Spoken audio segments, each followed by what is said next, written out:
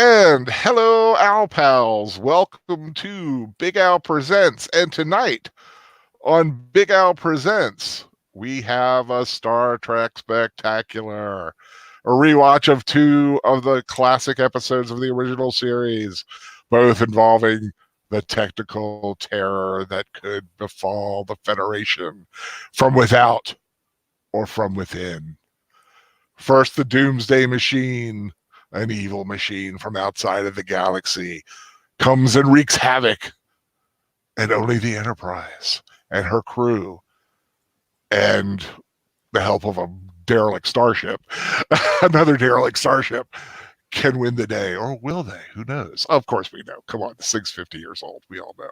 And the ultimate computer. Will the Enterprise, as a test bed for a new computer, will it go well? Doubt it. It won't go very well for four other starships. Looking forward to that. Always a great scene. Joining me tonight is Mr. Troy Pacelli, the Klingon Cleric. How you doing, sir? Noch nech. Okay, whatever you said. How you doing today? I am doing good. I unfortunately do not speak much Klingon except for Kapla. And that's good enough for me. Yeah, and but doing well. Yeah, I just kind of free floated, improvised that opening. I hope that worked. Yeah. Let's see who we got here today. We got Muhammad first on. Almost forgot the rewatches on this channel. Yep. It is a Big Al Presents kind of night. The professor, of course, is spending some daddy-daughter time with his little one, which always takes precedent over anyone. I have invited Fan Man, but I'm hearing the Fan Man might be having some not on his end anyway, some internet problems, but I don't know. But he's been invited, and if he pops up, awesome. If he doesn't, maybe next time. Let's say we got here in chat, of course. Age of Boomer, hello. What is this place? This is my humble little corner of the YouTube universe. It is small, humble, but it is mighty. And everyone who is in my little nice, barely over 100 viewers are very dear to me. And it's almost like I'm on a personal level with my fandom, as opposed to the professor, who's he's got a mighty big fandom, but sometimes it can be a cold relationship and it goes to your head.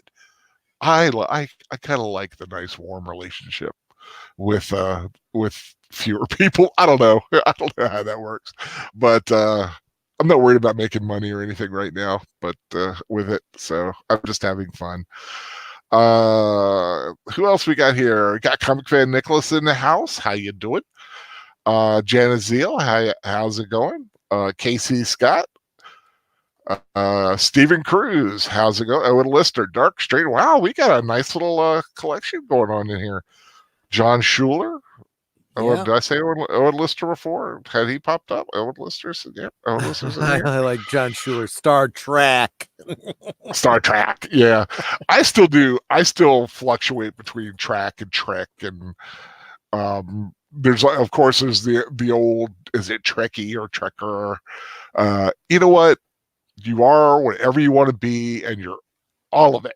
You love Star Trek. You love Star Trek. I'm a Trekkie. I'm a Trekker. It's very simple. I'm a Klingon. That's it. Yeah, you're a Klingon. No problem there. I am a lover of Federation design starships. And yeah, they're really good starships. Federation ships are really good looking, especially when they're blowing up. They're good. Which we should see some of in these episodes. Yeah. Well. Oh, yeah. Yeah. Yes, we do. Yeah. Those little D7s kind of look good when the necks are flying apart from the main part. I'm just kidding around. I always sorry.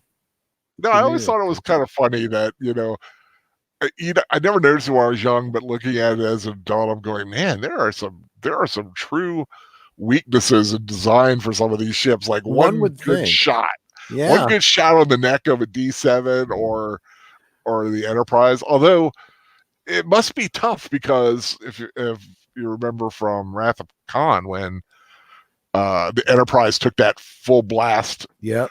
right to the side of the of its uh, neck there. It I mean it hurt, but she stayed together. Yeah, I And always thought that the pylons looked like, yeah, those look like a great way to disable a ship. Just shoot right through each of yeah, those pylons and they're stuck. Owen the Lister pylons. says he's only seen about 4 episodes of the original Trek. Um, that's fair, but that also means that these are probably going to be first time watches for you, I'm guessing.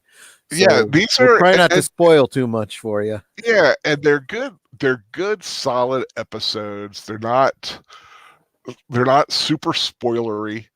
As far as kind of they're just good old fashioned sci-fi TV.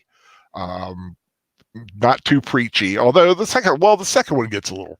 The second one we're going to watch, Ultimate Computer, does have that little bit of a you know trying to outwit the AI of the M5, but it's they're easy to follow. You don't have to worry about where it fits within the viewing uh, lineup or anything like that. Just get on them, watch them. But as I just saw someone here, Steve Cruz asked, oh no, wait, oh no, it wasn't Steve, but someone did ask if we were watching original effects or the remasters. These are the remasters. It's hard to find the originals anymore on TV because almost everybody shows the remastered special effects.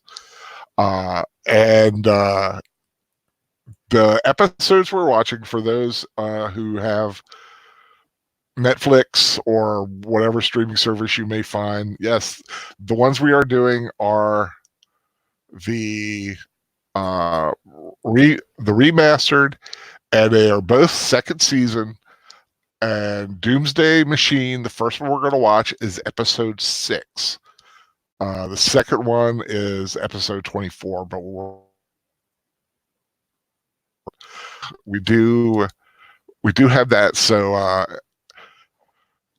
give everybody kind of a few minutes to kind of get their act together. Kind of, you all set to start, Troy? Just Which one are we're starting on the we'll start with we are going pseudo chronologically. I mean, okay. So we're going to start with Doomsday Machine. Sure.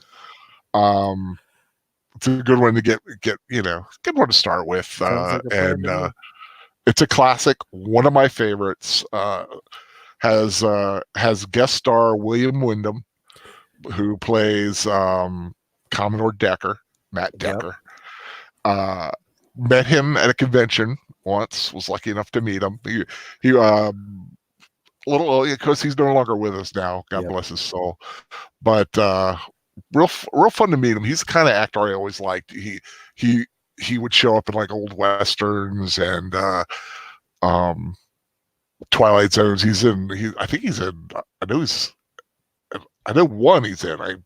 He probably in more because sometimes they would double up.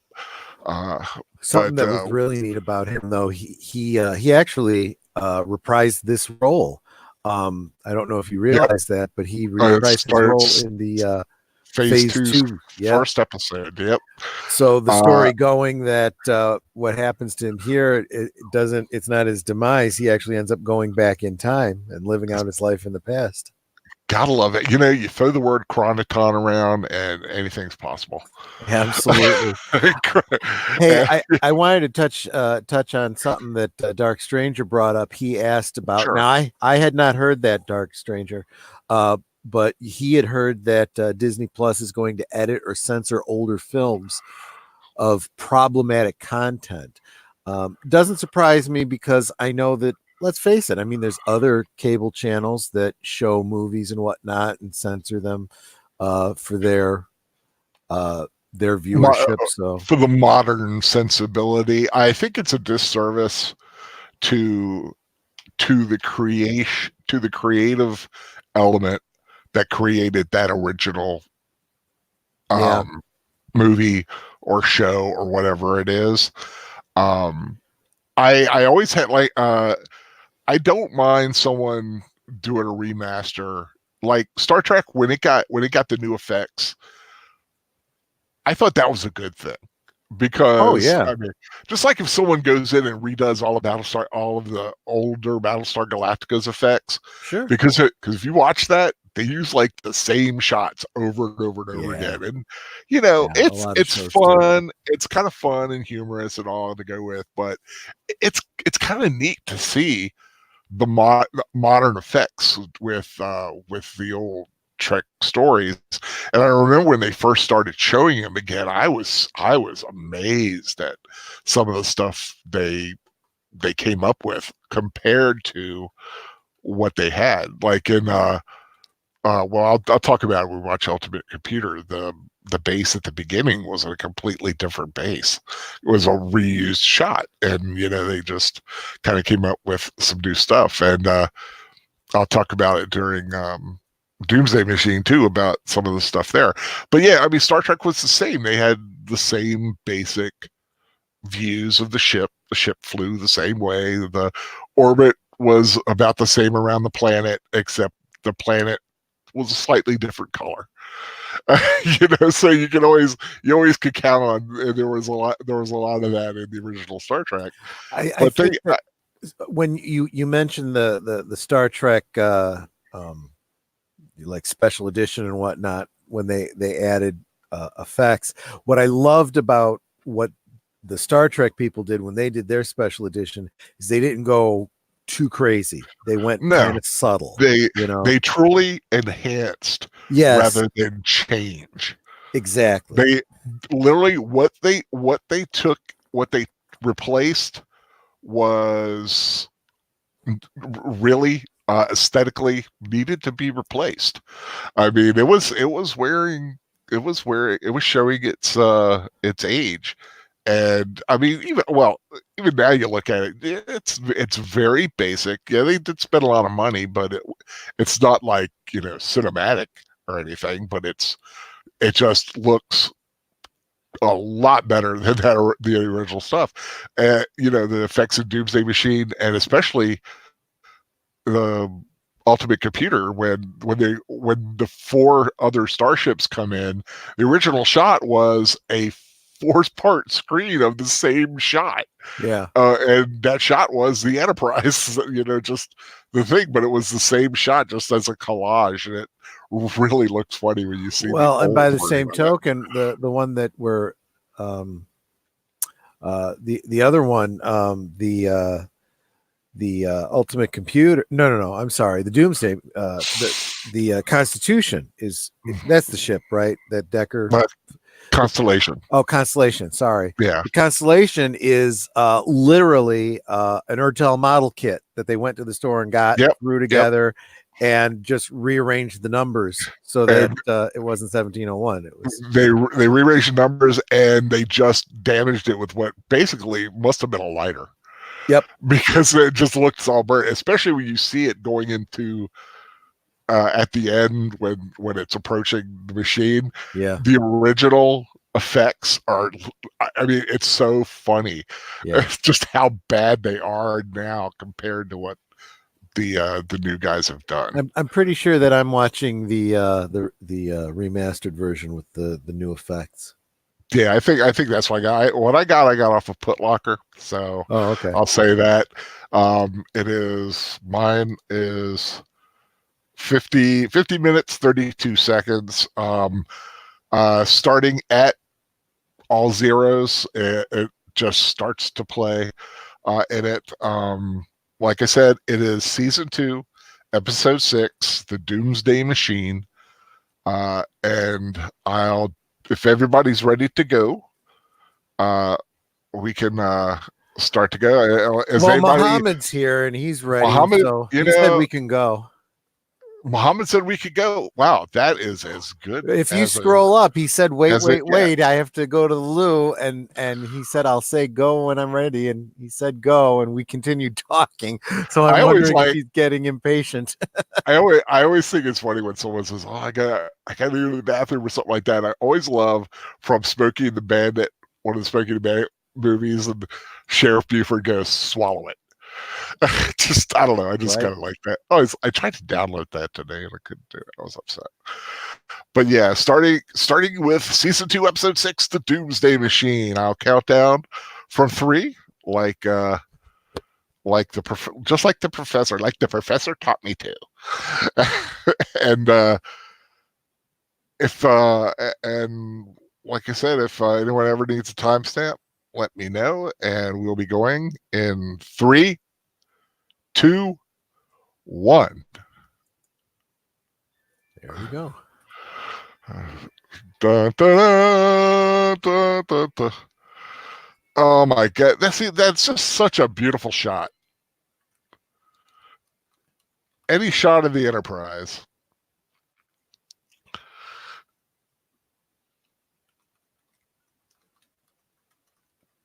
A rare Uhura-less episode.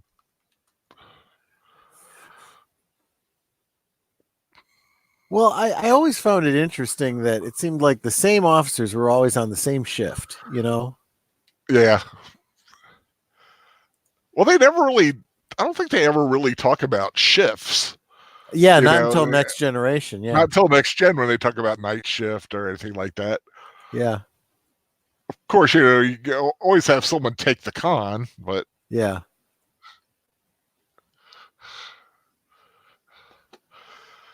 Oh God, it's just beautiful watching this show. So they've just arrived at Alderaan.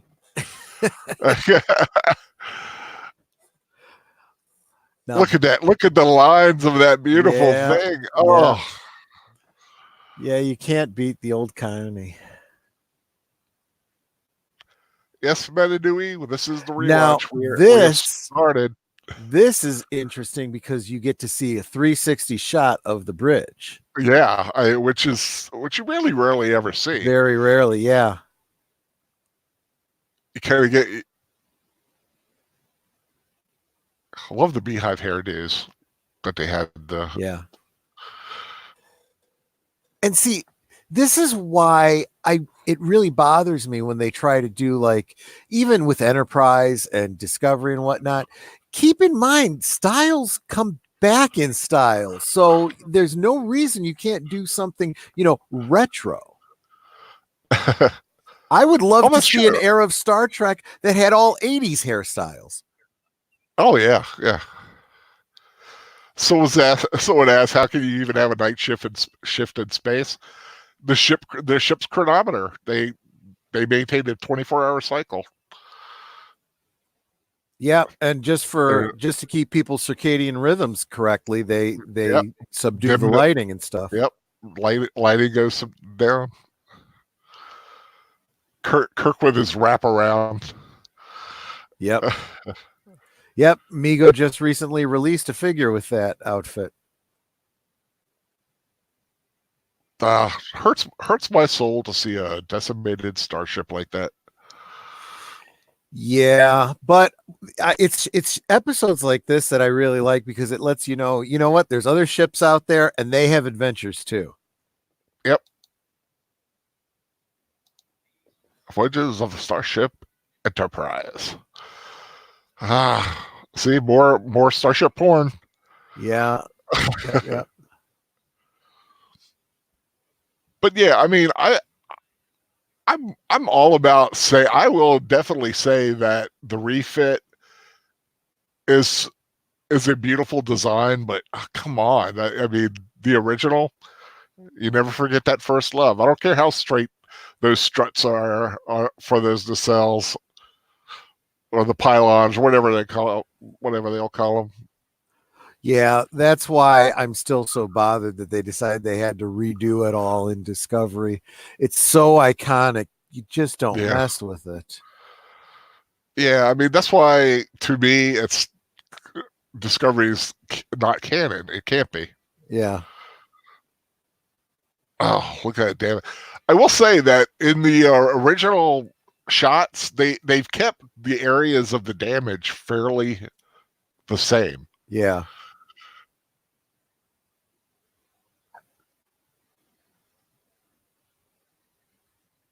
See, Bluetooth. Yep. Bluetooth before, Yep. back in the 60s. And flip phones. Yep.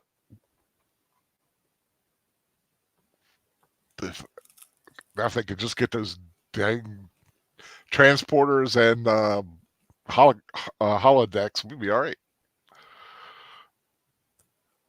I'll tell you, they're really working on that holodeck, virtual reality type, Yeah. thing. It's a high priority. I'd love to have a replicator too. That'd be sweet. They're working on that too. Any kind of food at any time, any day. Right now, it's all 3D printing technology or variations thereof, but they're getting there. Well, he's got, battle stations got the security guards on the bridge. Yeah.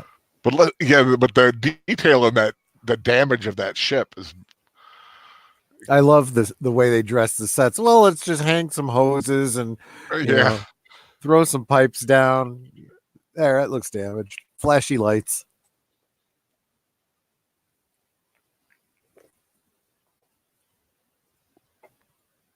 James Doohan, a man I was proud to meet once. And I had dinner with him one time. Oh, awesome. He really was a drinker. Just like his character. Well, that Scottish blood, man. Yep. It's half whiskey. Yeah, at least.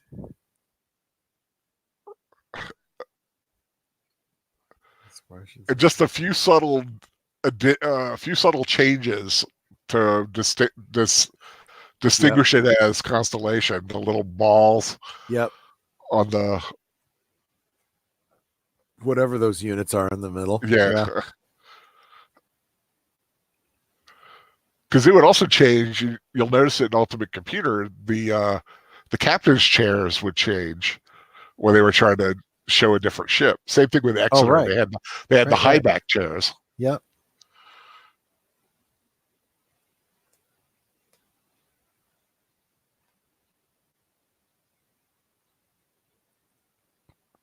She took a beating.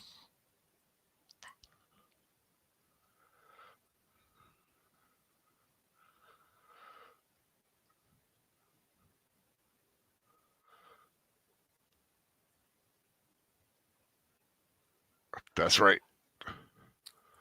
Well, I can see Kirk's wearing a t-shirt underneath.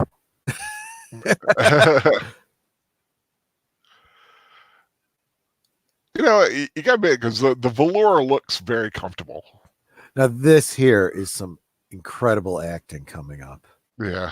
William Wyndham was a great actor. Yep. He really was. He really conveys. Of course, everybody knows from Murder, She Wrote. He was in, Oh, yeah, that's right. And has a son, Will Decker, who would one day play a very significant part in the motion picture. Who also gave his life to the mission. Yep.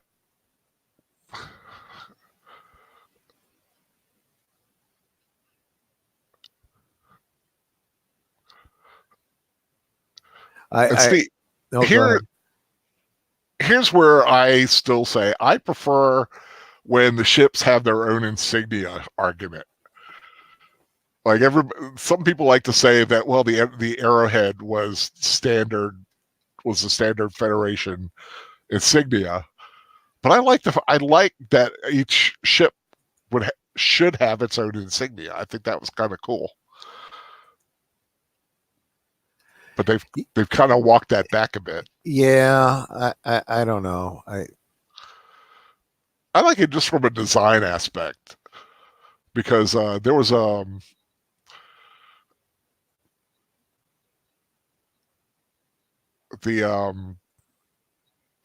fan series Farragut needed a design for the Constitution, and they wanted to create a new design and asked fans for ideas, and the winners would get like their patches made, and they would get copies of them.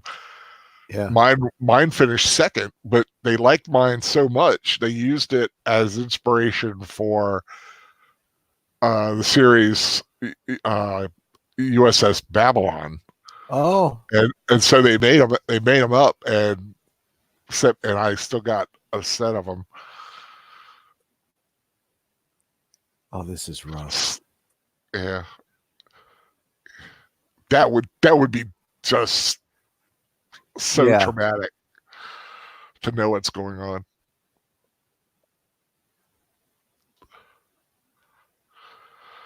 God, you just. Oh God. Right out of hell.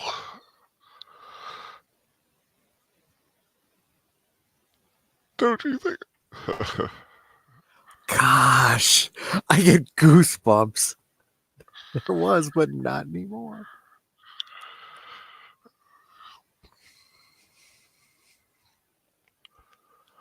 God, that's got to be rough. I had read somewhere that the inspiration was supposed to be Ahab with the white whale, but I don't think that's the inspiration that he took when he did this role. I think he looked at the role and said, no, it's more than just obsession. It's guilt. It's guilt and revenge. Yeah, and giving his life. Yeah, I think that definitely was something he had no. But when you think back to the fact that he has a son, I find it hard that he would give his life. Well, I guess he probably thought he was going to be able to destroy it. Well, that's the other thing too. That could have also been going through his mind. If this thing destroys planets, my son's back on Earth. I need to make sure it never gets there. Yeah.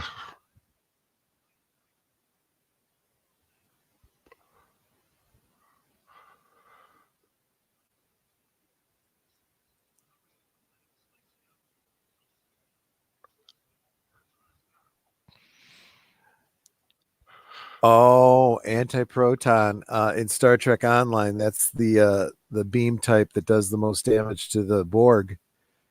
Mm. Yeah, I know that. I've heard that they've tried to link the Doomsday Machine to the Borg. There was either anti-Borg or the Borg actually created the daggone. No, yeah. It was. I don't really remember the book. I think it was written by. Oh, I can't even remember now. But it was one of the next gen novels, and it turns out they found another Doomsday Machine, and I guess in the course of the narrative, you find out that it was created by a race that was trying to fight against the Borg, and they linked it also to the galactic barrier. The beings that created the galactic barrier were trying to keep the Borg in to not get out and that's interesting. Start destroying other Yeah, I always galaxies. wondered why the galactic barrier was such a pisser to get through. Yeah.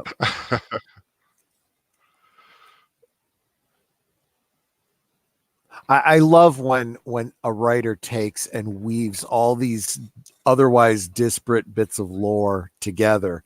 That's some clever writing, and that's why it makes me so sick when someone comes along and goes, "Oh, there's too much continuity. Let's reboot so we don't have to deal with this crap." Yeah, that's because you're a hack and you can't hack it. Yeah.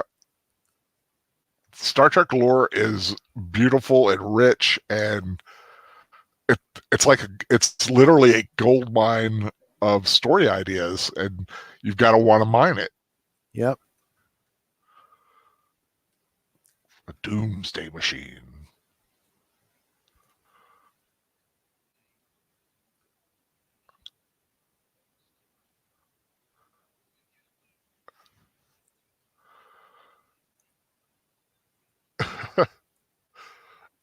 I'm like, it's not what are we going to do about it? It's what are you going to do about it?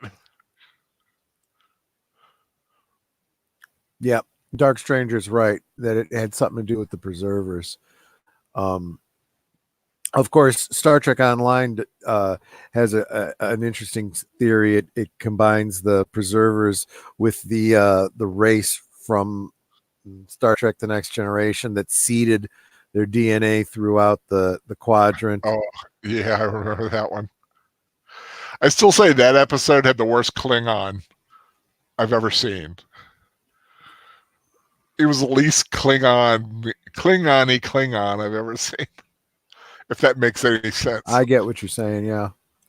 There are episodes where I look and I go, oh, I can't believe you're a Klingon. Yeah, like Tony Todd. Like, that's a Klingon. Exactly. I was going to say, like all of Star Trek Discovery. I can't believe those are Klingons. Robert Riley. That's a Klingon. You know. And he's a great guy, too. He's a lot of fun in person. Brian Thompson. That's a Klingon. Yep. You know, just J.G. Hertzler.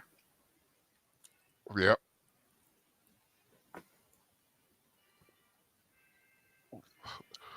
The ice cream cone of death. The ice cream cone of death. Yeah, when I was a kid, I always thought it looked like it. I would take my ice cream cone, and I was like, the Doomsday Machine. Look at that bashed and battered, beautiful baby. Although even the updated what do you call it? The remastered, it still looks like it's papier-mâché on the outside. Yeah. Well, it's got to at least maintain the true aesthetic. Yeah. The same feel. Well, you also got to figure they built it to be a weapon. They weren't thinking too much about aesthetics. Yeah. I mean, it's.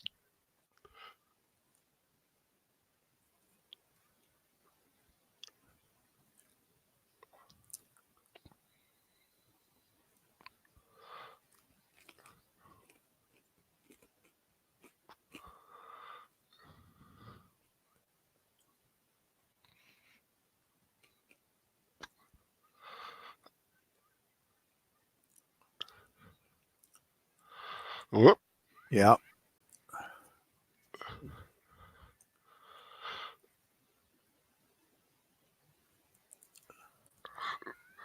Took a hit on that one.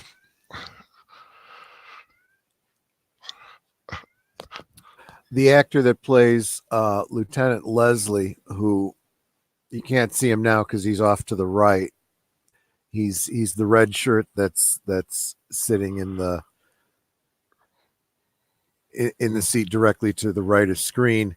Was saying that he loved the fact that the director decided to get all those different angles because it gave him, an opportunity to be kind of in the scene.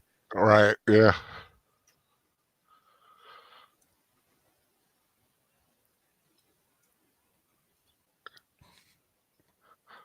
You're on a damaged starship. Who else would you want with you? Scotty, that's for sure. You want Scotty. Fix that bad boy up. Earn your paycheck, buddy. Earn your reputation as a miracle worker. Casey Scott. STD, that's not Star Trek. An evil abomination, yes, but not Star Trek. STD, it's a disease. I know, that was so unfortunate of a. And now, of course, with Picard, they got STP. It's that just shows how much thought they're putting into this stuff when they do it. Yeah.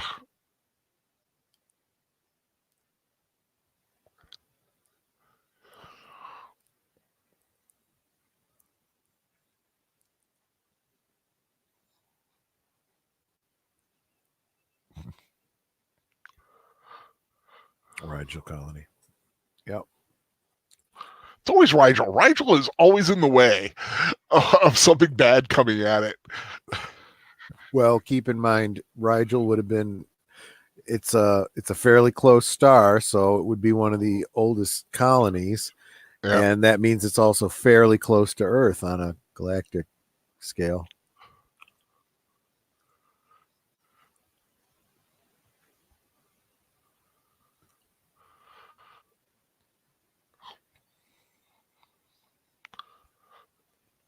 Yeah, this is where the Ahab element comes in. Mm-hmm.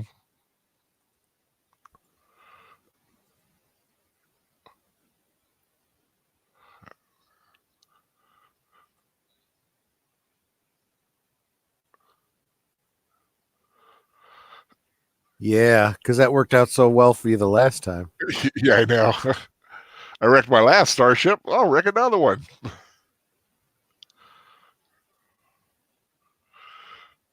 Let's put the Sulu in a bad spot.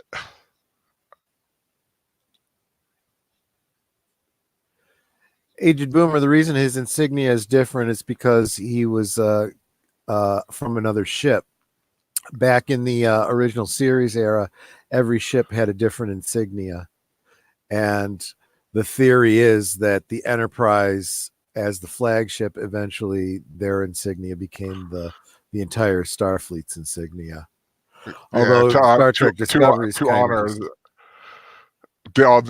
just Discovery kind of threw that all out the window. but I don't even accept Star Trek Discovery's continuity Yeah, anyway. well, even Roddenberry tried, like I said, tried to walk it back, saying that some Commodores and like upper level guys would have like certain other insignia for yeah, some reason. but we'd already seen it. It was different on Yeah, Defiant. It was different on every ship. the Exeter um, constellation.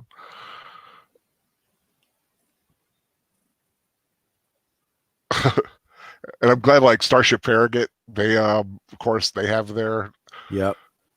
their design. Oh, I like Farragut's design a lot. Owen Lister is talking about Star Trek: The Motion Picture. It's a beautifully shot movie, but you got to go into it thinking of it as a space opera. It takes the basic storyline that would have made a single episode and stretches it out to 2 hours with long exterior shots of the ship and If you like, establishing shot. yeah, if you like starship porn, Yeah, the motion picture is your thing, which is why I think it's better than a lot of people think, because I love those ship beauty shots. yeah. The worst thing about it is the uniform. The uniform redos was terrible. Yeah.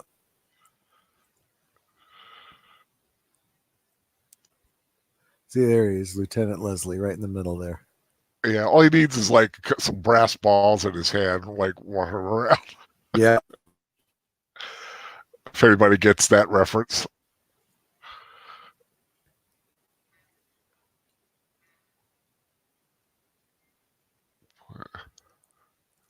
Yeah.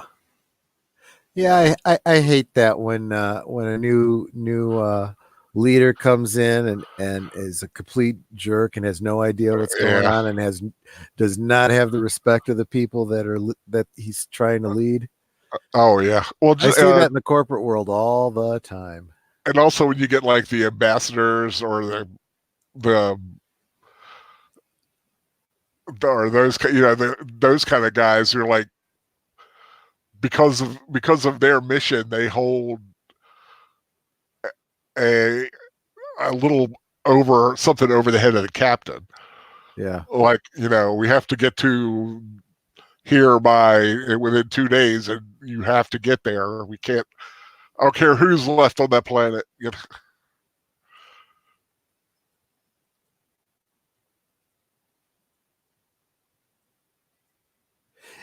Yeah, on Lister, the uniforms weren't the best. That's why they only lasted through one movie. But whatever. They changed them quickly. Yeah. And when they did change them, man, they did it very well. The one thing though I wish they had done, and I've seen people do it with Photoshop, is to keep the original colors of the like they have in this series. And someone's gone and like changed the red, some of the reds to blue or the gold, and it looks awesome. But the fact is that the shirt undershirts and the collars did maintain those colors. Yeah. Actually, they split off. They went science was blue and medical was green, which I thought actually made sense. Mm-hmm. Well, I always like the addition of the insignia with the little red cross. Yeah. I kind of like that idea.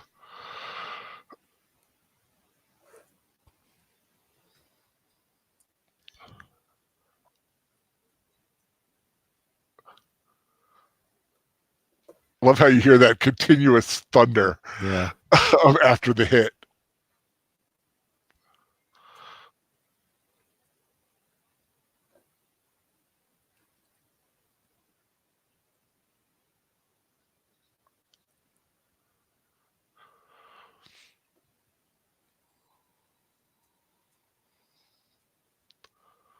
Yeah, I just realized they have to use hand communicators because the internal the systems are internal off. comms are done.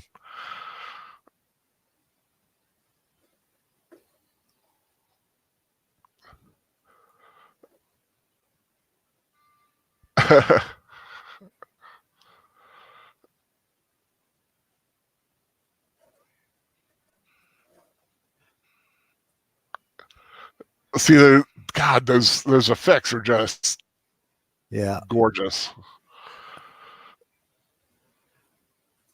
I gotta say, I've encountered the Doomsday Machine in Star Trek Online, and it's frustrating.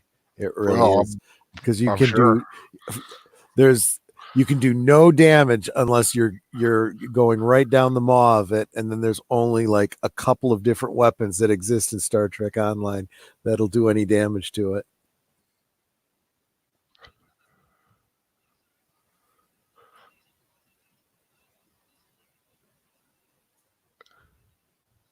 Yeah, because sending another person down is going to make the job go faster.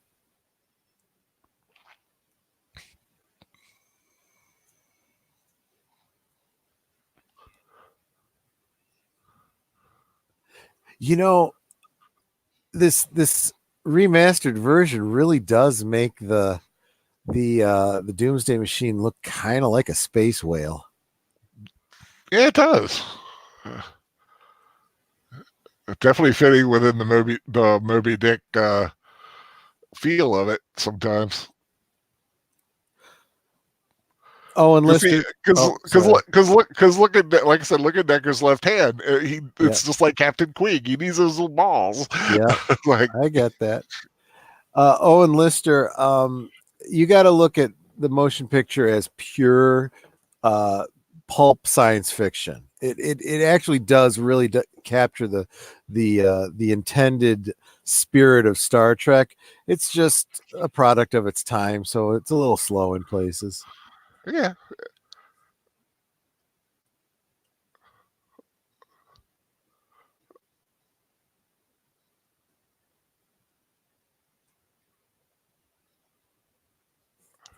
He's got you. Yeah.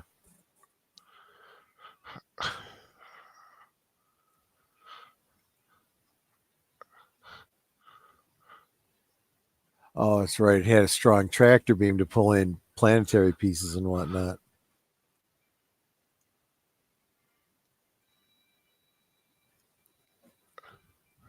Commercial break. No. Yeah.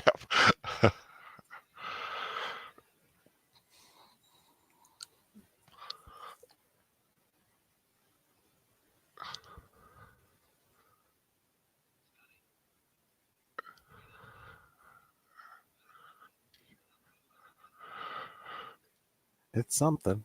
Yep. Wah, wah, wah, wah, wah. I always love the struggling engine sound effect because it really does sound like you're an old Chevy, in the middle of winter, trying to start her up. Melissa Harris is asking if the Doomsday Machine is alive. No, it's a machine. It's a construct of another civilization. Not sentient. I don't think it's sentient, is it? I don't think it shows any sign of being sentient. Yeah, because not that I ever heard of. Even if like I said, you know, you never know what like something like Star Trek Online might have added. No, yeah, they didn't add anything to it. It really is. It's literally just it's a programmed ship that goes around and destroys planets, takes the planets in for fuel, and goes on to the next one. Yep.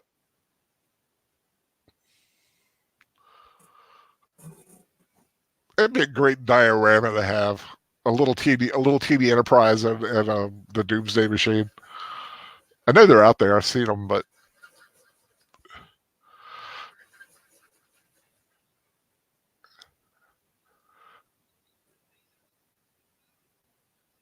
He just earned your pay for the week. I like that. Yep. Yeah, Dark Stranger. I don't know anything about the Star Wars Rebels, but yeah, nothing I've heard necessarily makes me want to run out and see it. Star Wars, I liked Rebels. I thought it was a good show. But yeah, the whales thing, that was like near the end, and I wasn't not as familiar with the last few episodes. Oh, and Lister, we were saying earlier on that there's a book, a novel, a next gen novel that established not continuity, obviously, but that story suggested that the Doomsday device was created by a race that actually was trying to fight the Borg. It was actually created as a direct response to the Borg.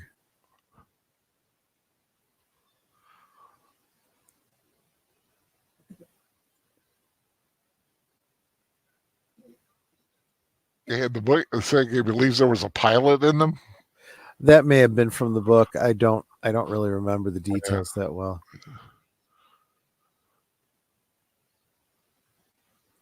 Yeah, Aged Boomer, I kind of get what you're saying about the Dyson sphere. I mean, when you start talking about ancient civilizations and huge, you know, building projects that outlast the civilization, Yeah. that's the stuff of like hardcore science fiction.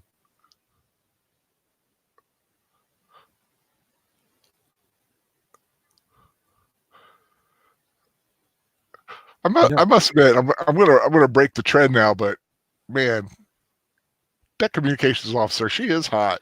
I was just gonna say she's very striking. Yes. Yeah.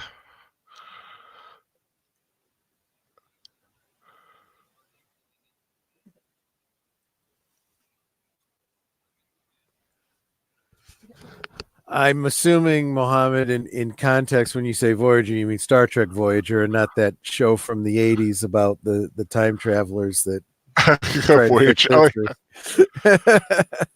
John Eric Hexum and Mino Palouse. Yeah. Why do I remember that? I do not know.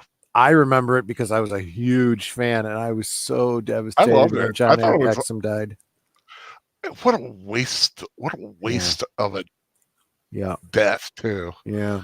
He was young, good looking. Excuse me. You all right? Yeah, I was just choking. That's okay. I'm fine now. Yeah, I mean, it was a sad tragedy, but and he was just at the beginning of what I think would have been a great career for him. Oh yeah.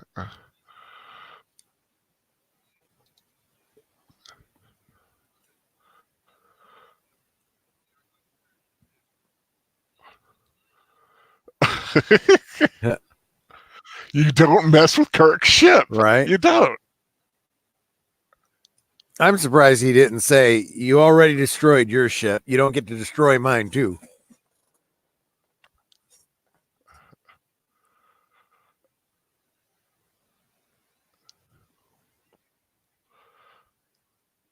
Assuming we survive to reach a starbase, you can press charges.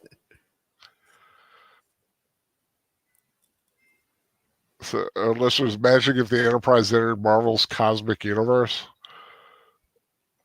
I think Enterprise is good just where it is. In the comics, they actually have had those crossovers.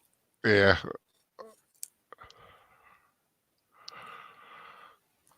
Oh, but to answer... Oh, go ahead. Oh, Stephen Cruz asking what we thought of Babylon 5. Great show. Yeah. Excellent show. I think it was brilliant. In some ways, I think it was better than Deep Space Nine. But going back to Mohammed, I actually liked some of Voyager, but I think they played it a little too safe. I think it was a huge missed opportunity. I think they could have done much more Battlestar Galactica-ish stories. Like new or old Galactica? Yeah, kind of either, really, but I guess I was thinking more new. Yeah, I enjoyed Voyager for the most part. It's just at the point when Star Trek started to show its long in the tooth, and I think Enterprise would have done well for a break before. Because it came so Enterprise came so quickly after Voyager. I thought they could have done with a little bit of a break. Yeah. I like that, like karate style judo fighting. Yeah. I'm not sure. I'm not 100% positive. Thank you. But I think that red shirt there was one of the actual stunt guys. Be a nice little thing to put on your resume. Yeah.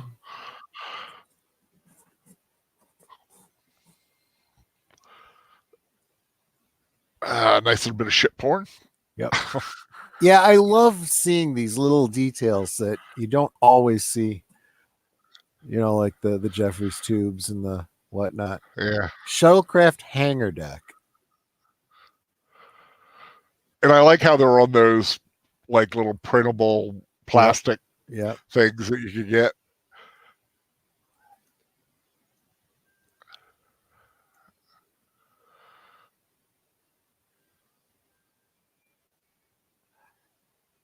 I like that Owen Lister makes a reference to Galactus because basically that's what the Doomsday device is. It's the Star Trek equivalent of Galactus.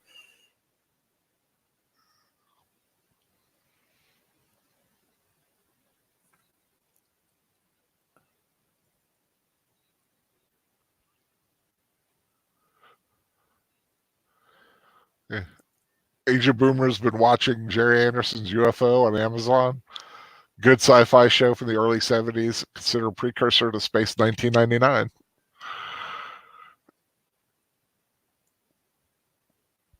I love those original shuttlecrafts. I do too. And I mean, look at that design. I mean, that just seems so practical. I could see that in the real world, you know? Yeah, exactly. It's practical. It's like a minivan. Yeah. It's a family vehicle. Yeah, just slap a couple rockets on either side of a minivan, and that's basically what that is. Yep.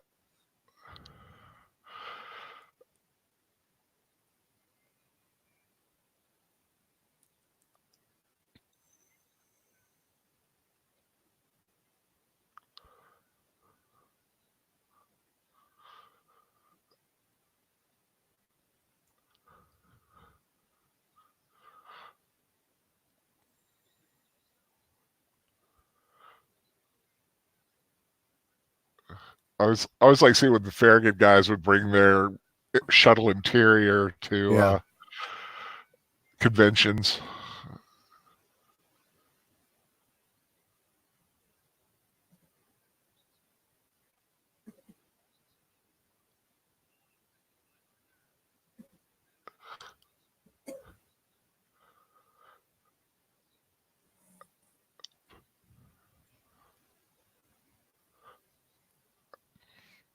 Yeah, logic isn't exactly in play here, Spock. Mm-hmm. Yeah, he's totally out of logic right now. He's dealing with grief and rage and everything else.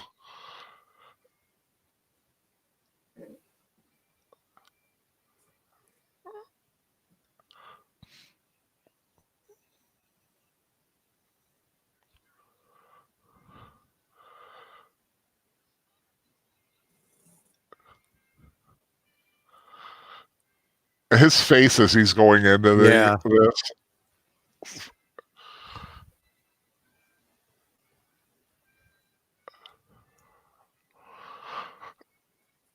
Yeah.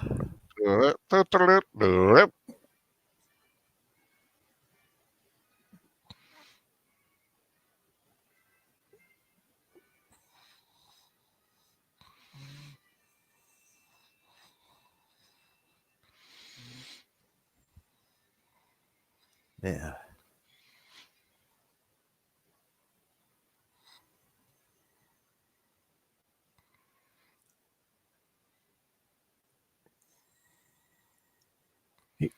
You know, it didn't work, but in a way, he gave them the answer. So, Yep.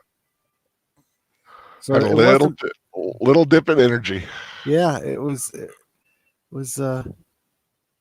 It wasn't a complete waste.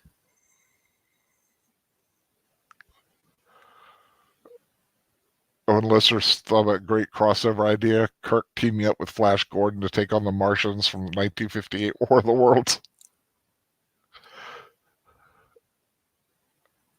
Actually, by the same token, it'd be kind of cool to have Buck Rogers end up in the Star Trek universe. Mm-hmm.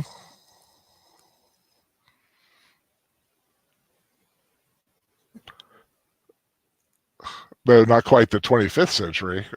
This a lot of Right. people 23rd, 23rd, 24th century. 24th. Yeah. Yeah.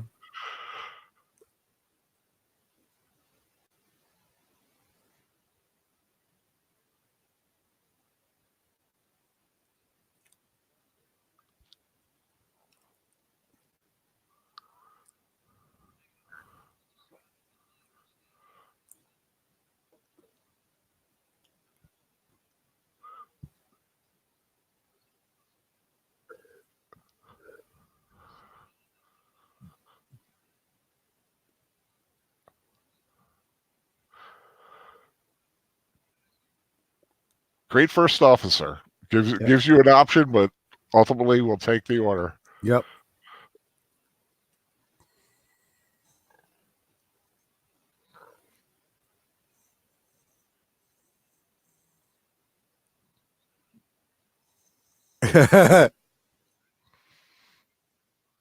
I stand corrected. I was off by 0.835.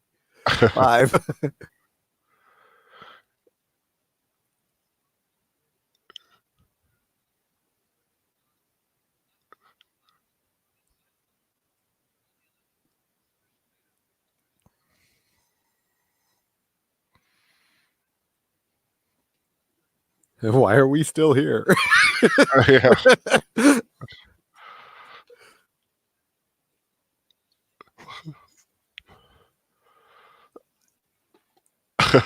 Hard to keep it from blowing. Yeah, right.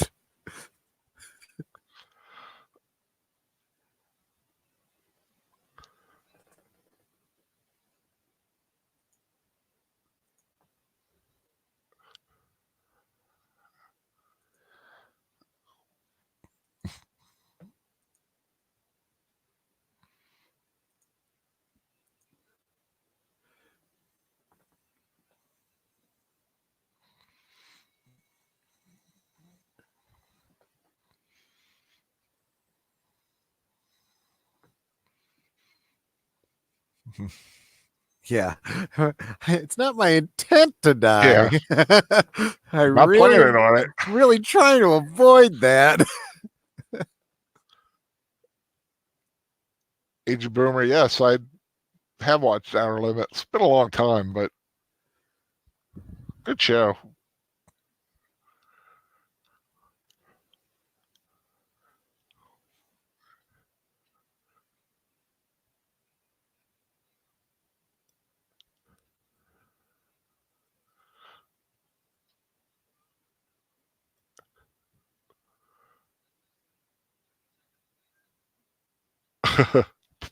Poof. There's no way to stop it.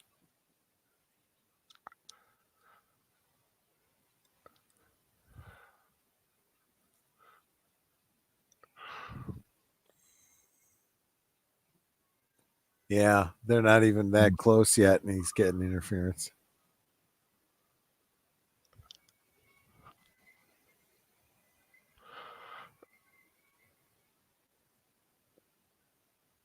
Be so cool to do. Yeah. And then what they took the units on the floor and used them for the top of the Enterprise D. Yeah, Or they did. a little homage to the original series.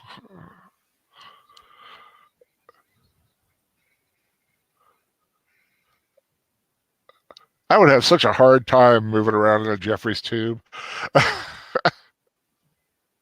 It wasn't even particularly easy for Jim Doohan, but Now, yep.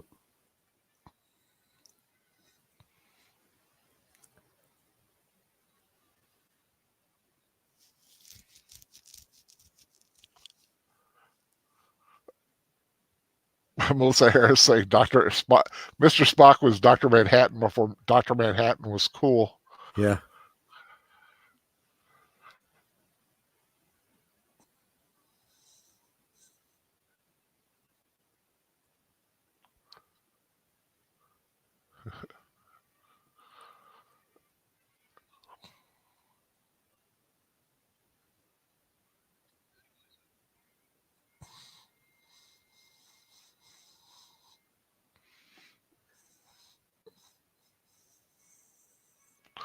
Music very reminiscent of Jaws, if you think about it. I actually heard a commentary about music, and it did compare this music with Jaws and a couple of other things that how okay, listen, just listen to that da, da, da, da, da, da, da, da.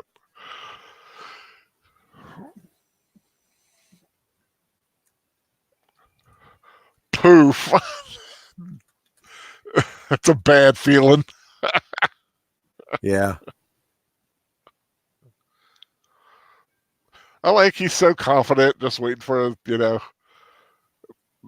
he's getting that bad feeling.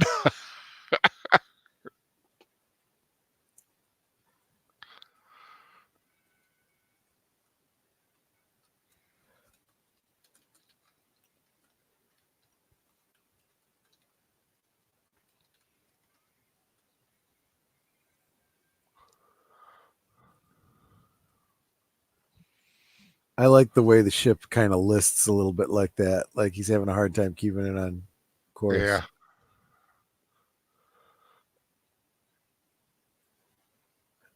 Scotty, that would be a good time. Poof. I do love the effect of the transporter pad just smoking. Yeah, that is kind of off-putting.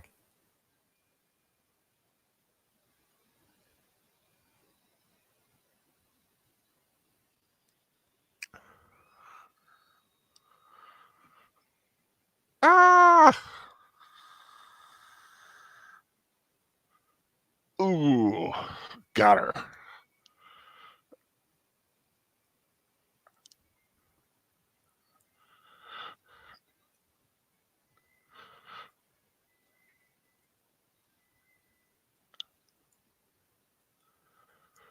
I always thought, what did they do with that thing? You know that they had to like bring out research ships. Not to mention that pure neutronium, I know. hull has got to be useful. I'd like to think they built like some sort of a dreadnought starship out of it or something.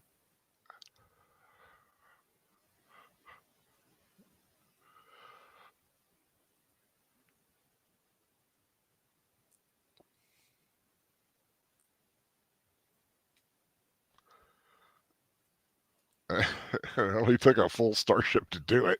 Yeah.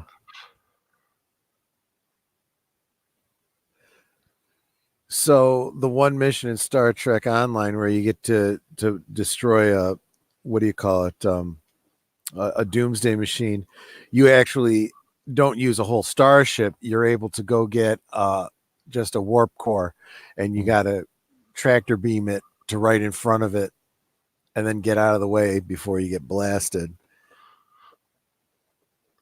Sounds dicey. Yeah.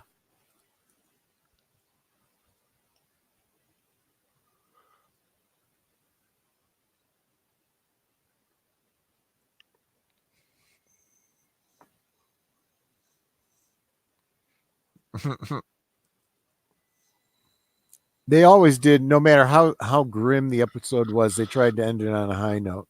Yeah, they always had that little kind of cheeky wink nod thing. Da, da, da. So the reason that we decided to go with these two episodes, we're looking at the Doomsday Machine, which is some other culture's technology gone crazy, and now we're going to look at the Ultimate Computer. My suggestion for this was basically because last week they released the latest Terminator movie, and the themes are very similar. This whole idea of technology running amok and having to deal with it. But these, I'll have to do that one day. these two episodes, though, I think for old time TV are still better writing than what I've been hearing is coming out of that new Terminator movie. Oh, definitely. Yeah, Ultimate Computer, the next one we're going to watch, which, like I said, season 2, episode 24. If for those of you who are going to watch along on a streaming service, I'm waiting for my my MP4 to like get up here. But like I said, this is one where Federation's testing out a new computer and things don't go quite as well as you would hope, and that's when bad things happen. But yeah, like I said, Troy suggested the Ultimate Computer kind of as, like I said, doing that similar theme, because I had originally suggested we do Day of the Dove to give the Klingon Cleric a little Klingon action, which you said that is your favorite episode, Day of the Dove? Of the original series, yeah. Series, yeah. Great episode. It is a great episode. But we'll definitely do that one day. We'll have to have a Klingon rewatch. I'd be happy to. Dove and the one with Core. I can't remember the name of that. Was that Private Little War? No, that was the other Klingon guy. Yeah, I forget his name actually because he wasn't one of the big three. Yeah, the big three, but the one with Core is the one with the Orgadian Treaty, and I can never remember the name of that episode.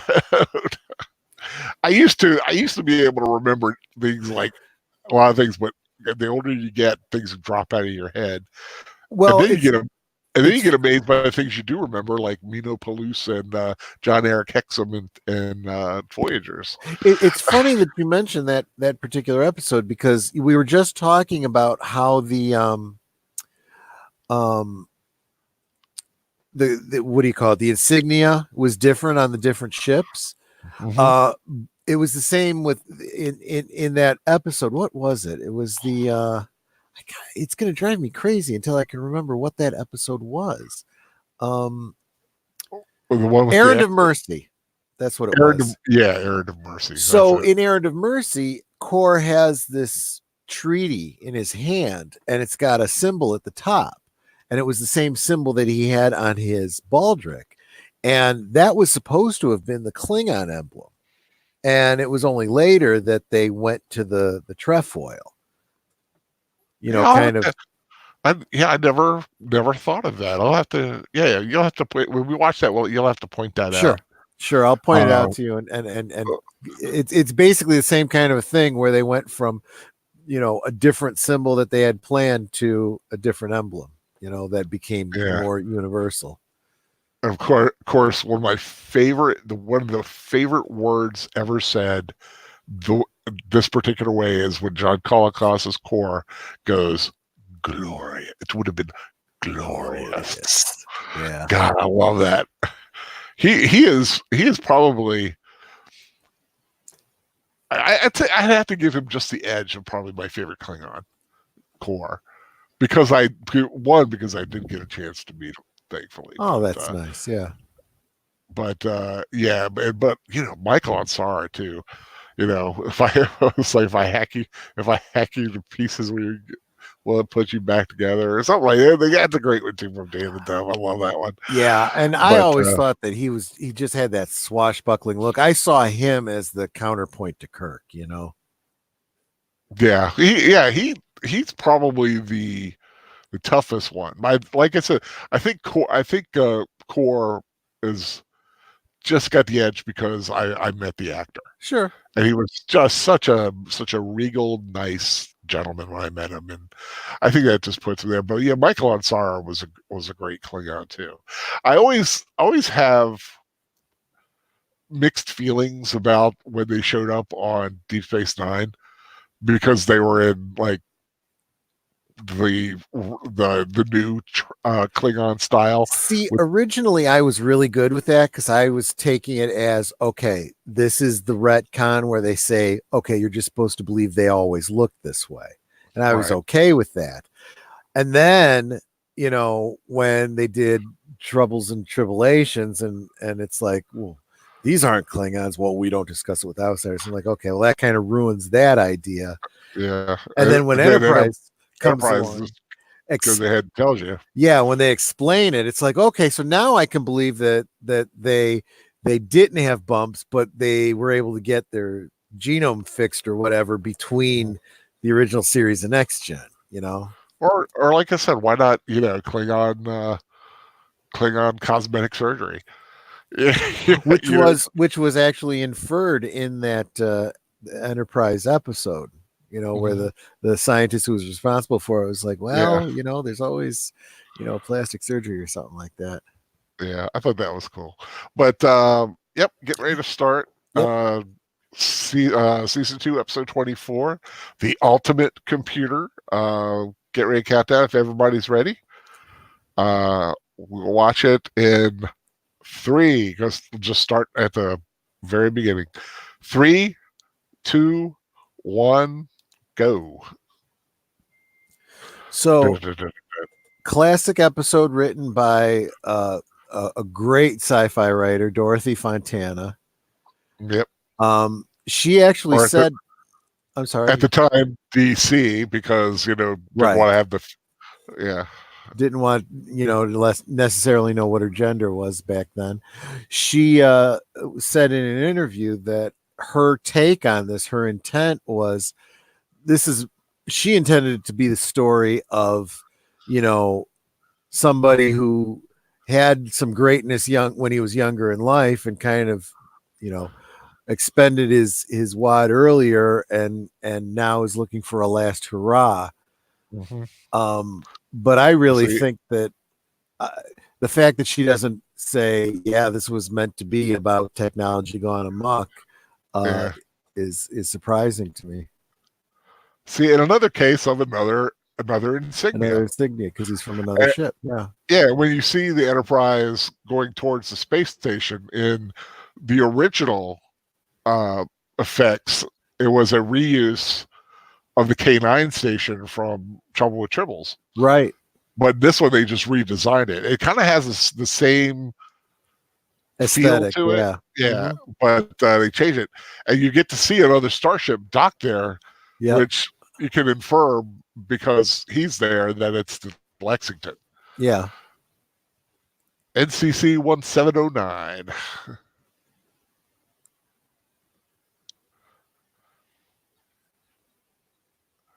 So this episode establishes a great deal of lore that they followed through on going forward, because Daystrom created the Duotronics computers that all the ships are using.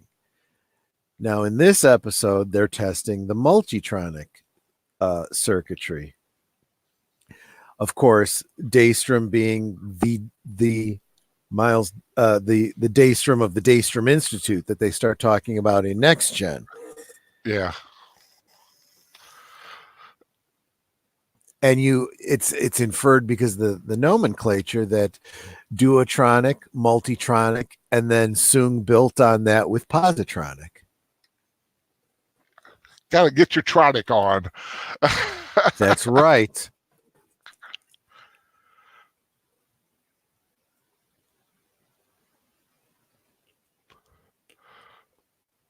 And see, this is where it starts getting under Kirk's skin too.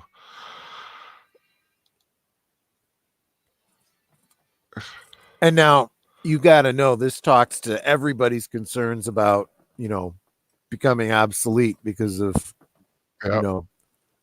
automation. And there's that great scene later, we'll talk about it when it comes up, but when they call you congratulations to Captain Dunsel. Captain Dunsel, yeah. God, that's a rough. That was a painful dig.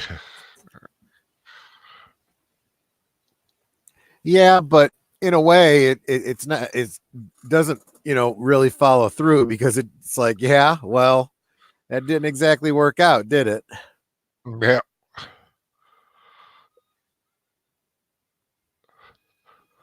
But I like what they. Well, we'll get. I said, get ready to start giving away the entire plot. But there's some people out there that haven't seen it.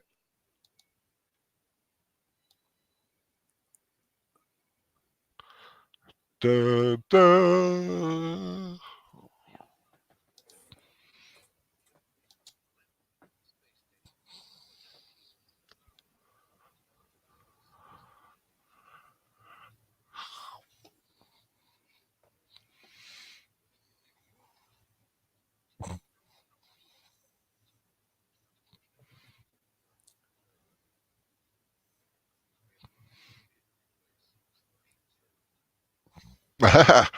Yeah, but give him a little bit more time.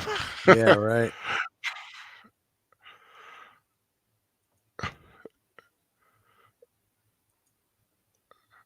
I remember when they came up with the idea for the EMH. I thought that was a very cool idea.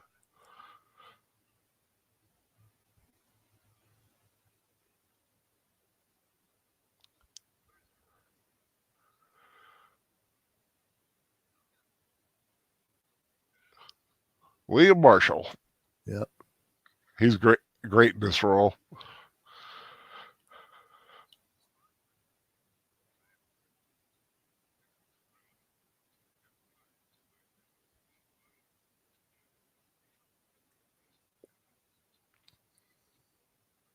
What a great voice. Yeah. They ever did Martian Manhunter back in yeah. those days? He'd been a great choice. Right? Got that great deep voice.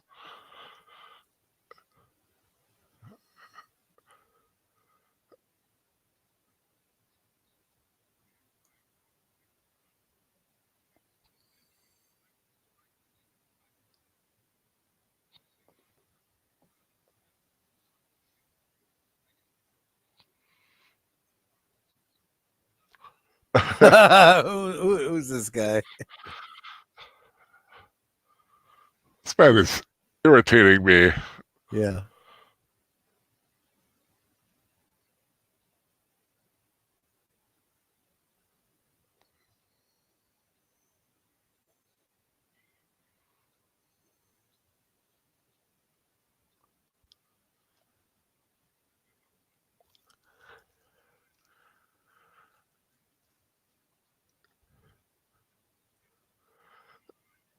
There's nothing wrong, Captain. We control the horizontal. We control the vertical.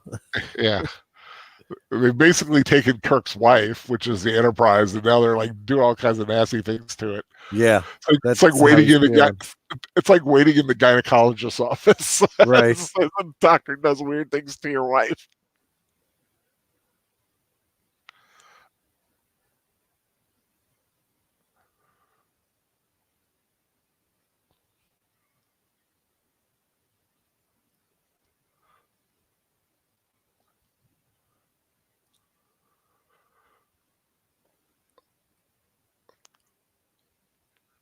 There are some great debate issues that come from this episode.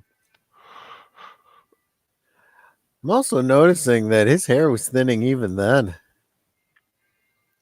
Oh, Shatner? Yeah. You also notice the girdle every now and then, too. in the later episode, especially in the later season.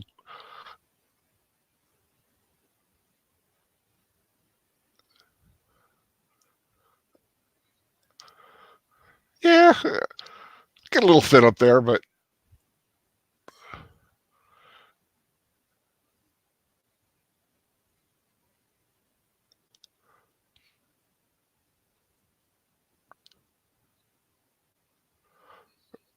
hi, Phoenix Lord Osterman. Can't watch along, but listening from work.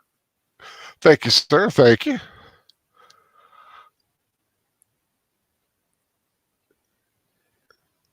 It's hard to believe DeForest Kelly's been gone so long. The first of the primary crew that we've lost. Yeah, the year that I got his autograph, I didn't even get to meet him in person. He was at a convention and he took ill, so he had signed a bunch of autographs in advance that they handed out. Yeah, he's the only one of the Trinity that I don't have. I got Shatner and I got Nimoy's, but never did get DeForest. Yeah.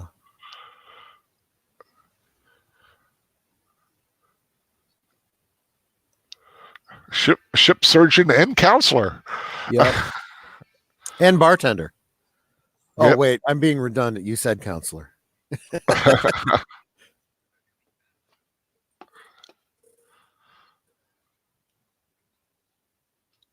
You get the impression that those pictures in the view screen there are there just to be like screensavers.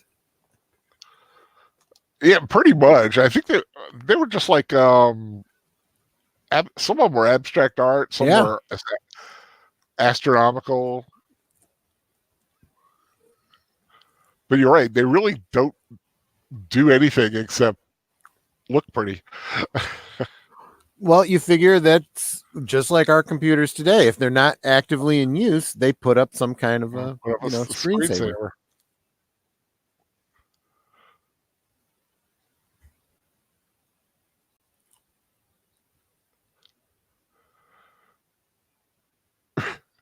It'd be funny, guy go around changing the screensaver on all the screens on the Enterprise.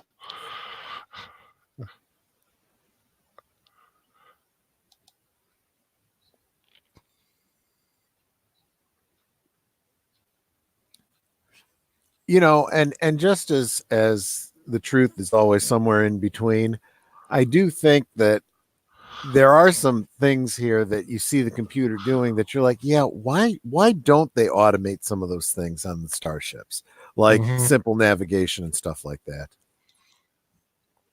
Well, there's probably a lot that is very automated, but they, like Kirk says, it's good to be hands-on sometime.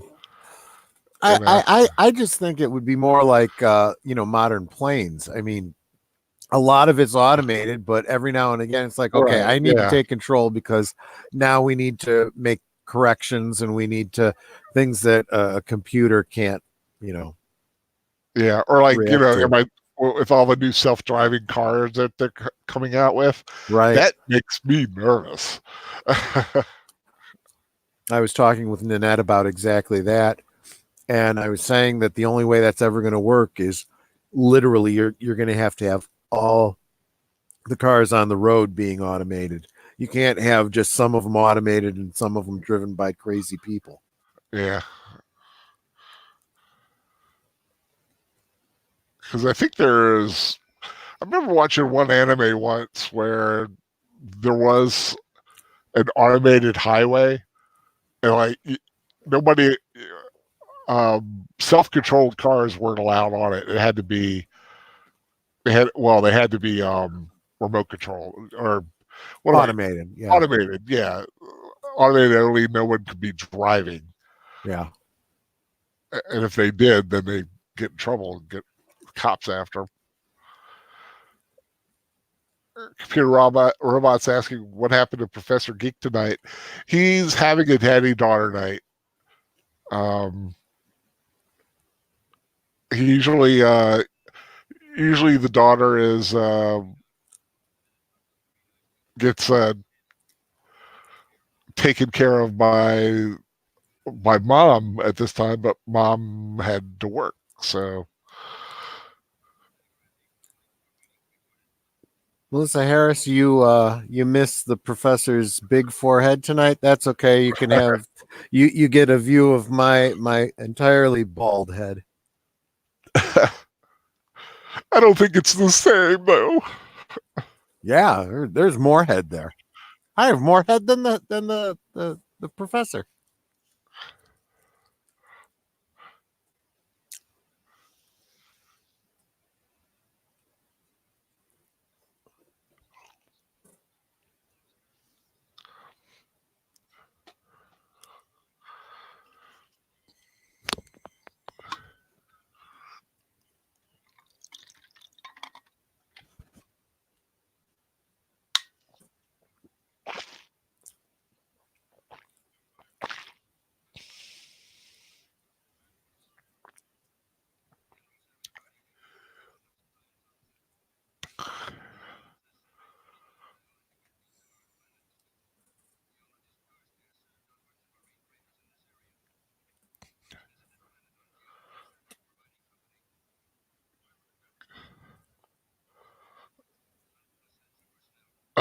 Dagger. Yeah. Non-essential personnel.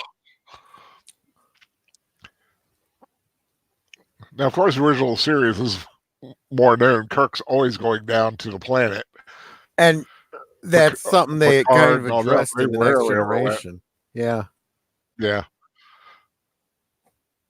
And it makes perfect sense when they explain it in Next Gen. Your captain should remain with the ship.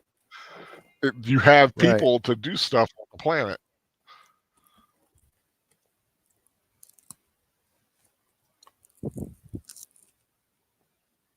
The M5 apologist. Whenever whenever your text says, "Oh, it's not an error, it's a feature," be worried. Yeah.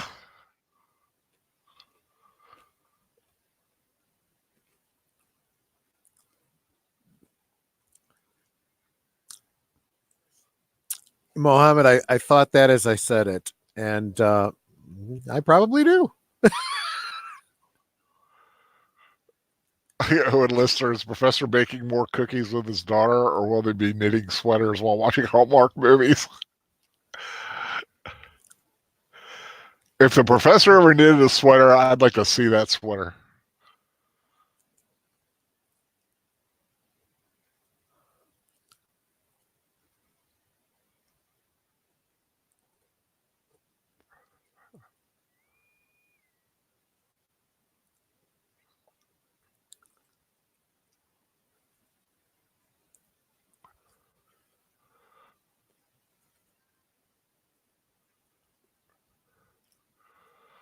I think this one is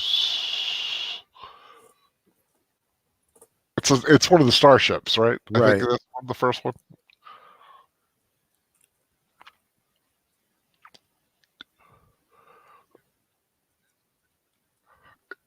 You get 20 people on board, and he's a doctor. He had nothing to do. Yep.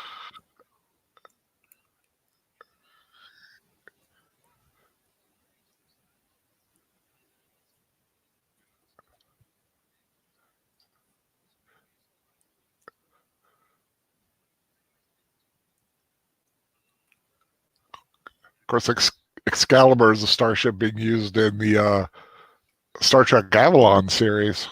Yep. I haven't actually checked that out, but I've heard of it.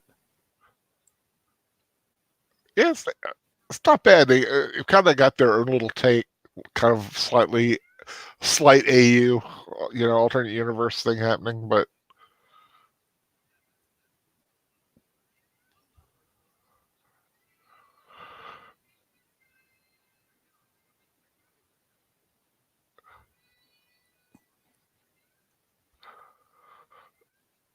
he looks so pleased with himself. Yeah. And you think about how war games could go with these ships. You can have them programmed. Yeah, they fire very low low power weapons that do no damage, but the ship can calculate what that damage would be and then react by turning off systems that would be damaged.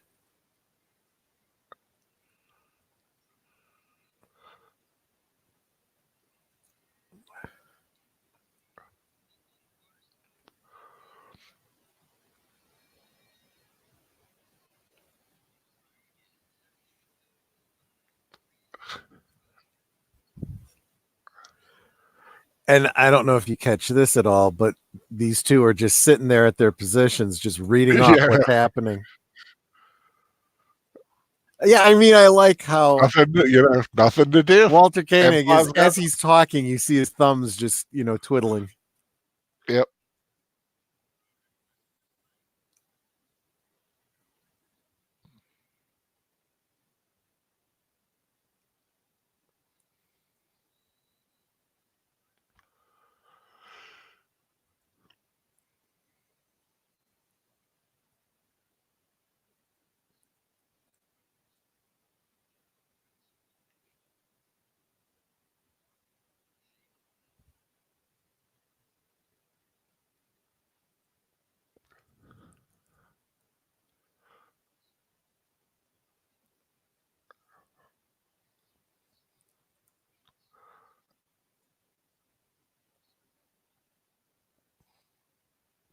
That's another show. Yeah. I like this little speech here from him too. Yeah, I mean, and the smile on Kirk's face, it's like, yeah, he likes me. He really likes me. In his Vulcan way, I suppose.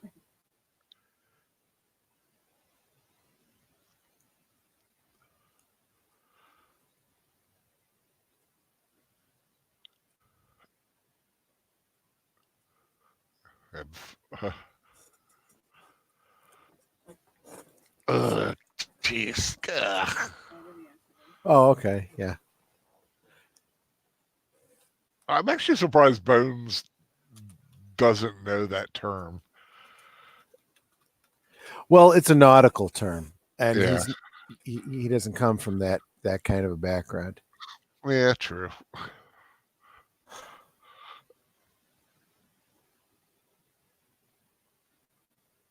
But that was but it is a low blow.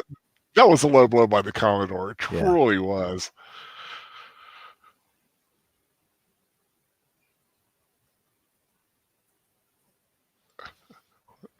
I was liking the guy who plays the Commodore in Devil in the Dark plays one of the Enterprise's security guards. Yep.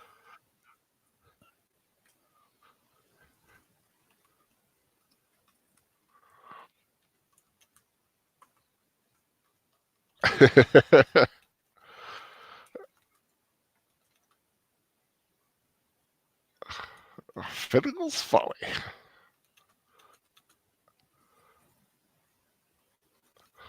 I like those little glasses.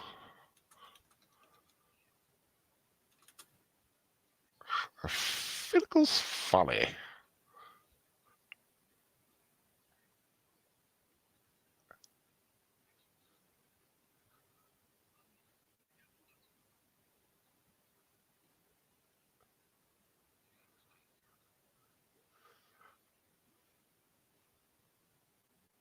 For now.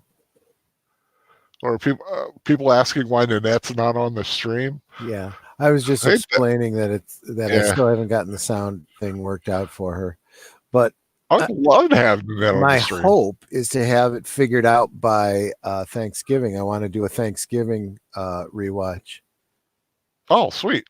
Of anything in particular? Yep. My Thanksgiving tradition: planes, trains, and automobiles. Oh, great! Oh, wonderful, wonderful, wonderful movie. Love that movie. I mean, it may just be me and Nanette because I know that on Thanksgiving people are probably with family or whatever. Yeah, that's one of the. It's like one of the true Thanksgiving movies. Yep. Out there. I mean, there's a lot that have that Thanksgiving to Christmas kind of thing. Yep. But this one's Thanksgiving. It's plus it's just such a beautiful, beautifully acted piece, and John Candy is just and I love all the shots wonderful. in Chicago and the Chicagoland area. Yeah.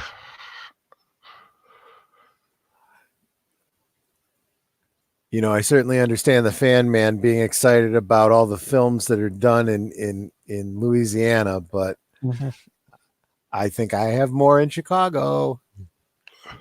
Probably, yeah. Just like I like to see ones done in the Maryland area.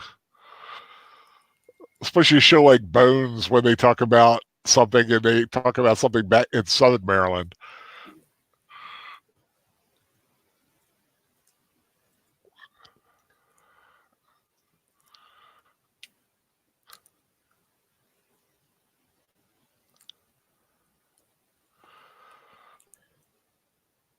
Uh-oh. Here comes Jaws again. Yep. Yeah, they did reuse some of the same music, but it was great music to use.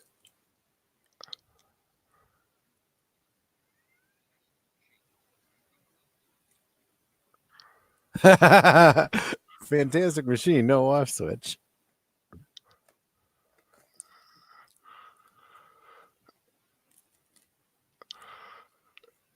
If fans would remember in the original series, the ship being used was a reuse of the Botany Bay. Yes, it was. Instead of that ship there. I believe that one was what, Antares class? Yeah, I think. Well, but not sure if, as far as class, but they've used it for the Antares. Yeah, I think that was a design originally from animated series, wasn't it? Was it first used in the animated series? You may be right. I believe so. I believe so. That particular design.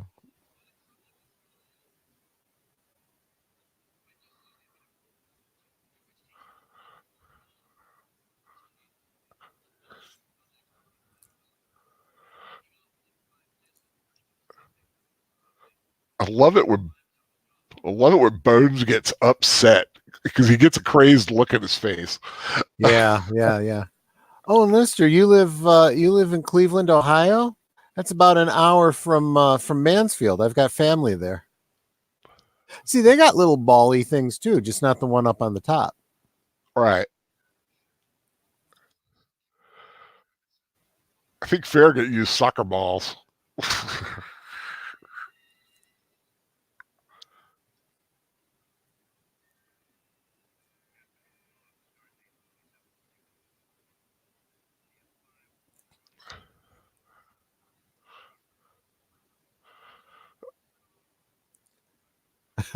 I'm gonna poke your boob.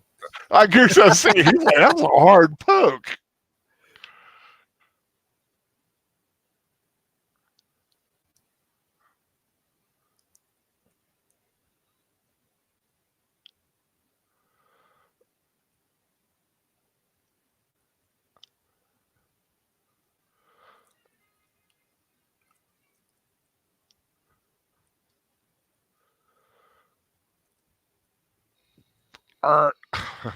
And he's gone.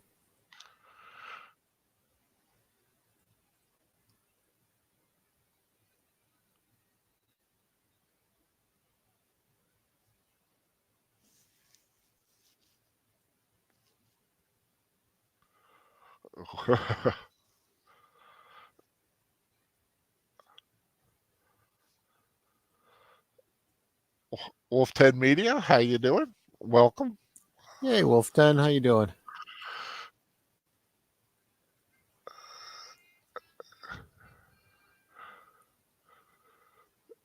Yep, something's going awry. Daystrom.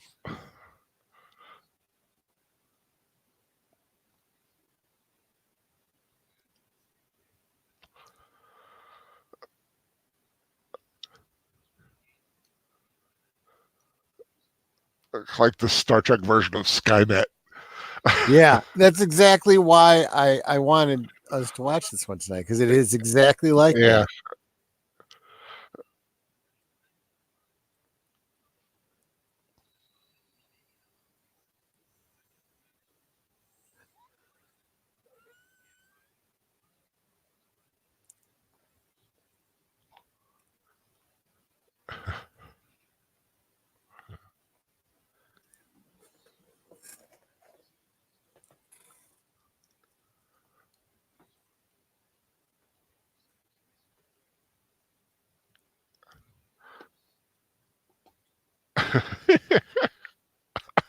I love that Larry looks up. Well, that's an important distinction.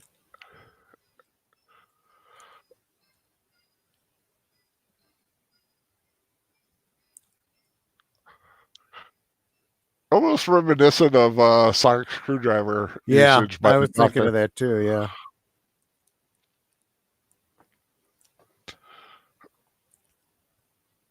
I need to get batteries for my sonic screwdriver.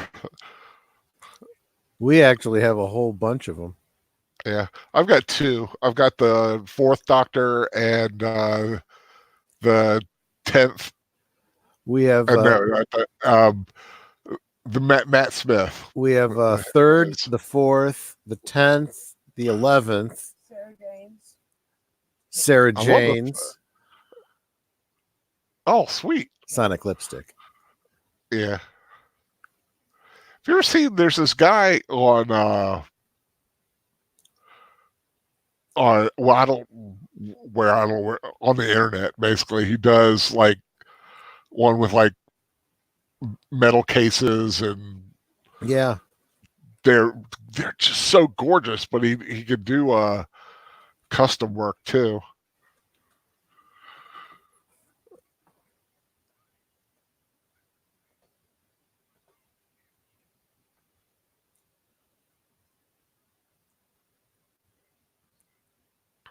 Well, Harris dreads Sunday because of Batwoman and Supergirl.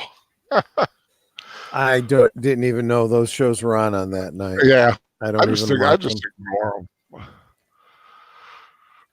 So Sunday even nights, you, I usually watch Big Bang Theory or a Hallmark movie. so you've given up on Supergirl? Yeah, I'm done. It's nice to know even you have your limits. Oh yeah, I do. A lot of people,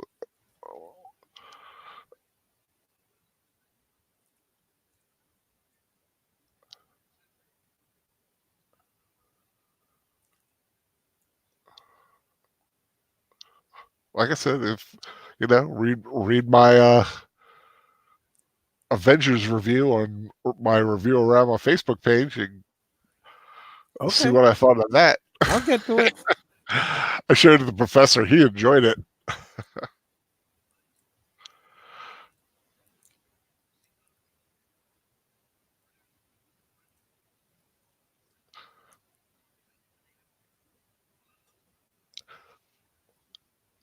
I always love how they'll do two or three references we know, and then they'll throw in that future person.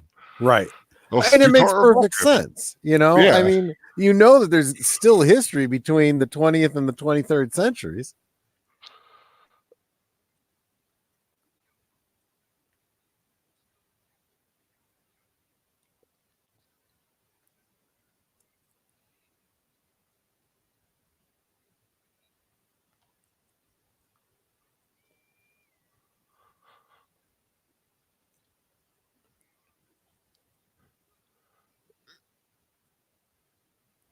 You guys talk about She-Ra and Princess of Power.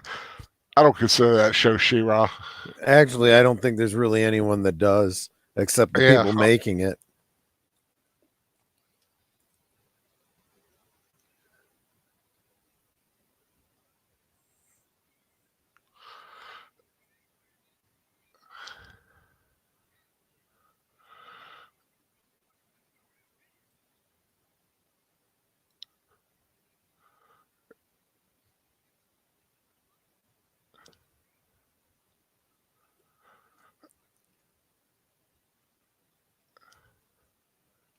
You hope. Yeah, you wish.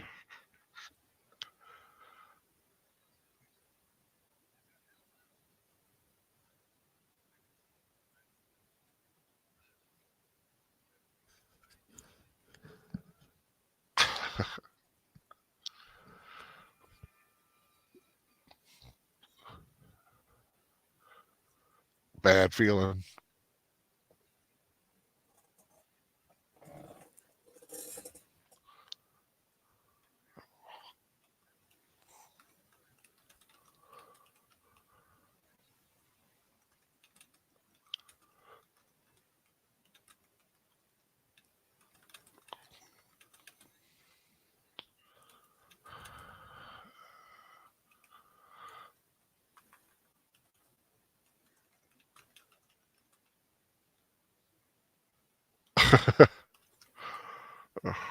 Pursuing a wild goose.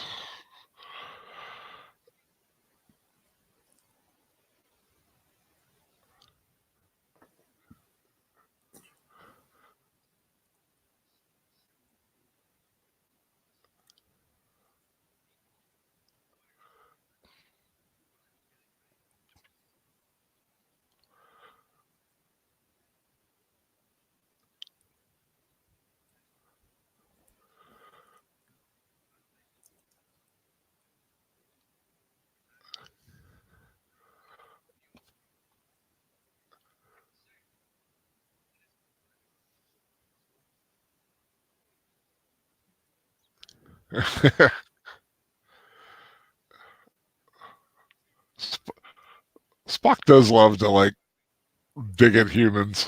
Yeah. Sorry, I guess he doesn't get anything out of it, considering it would be an emotional response. Well, keep in mind that Vulcans do have emotions; they just suppress Yeah, them. they're suppressed.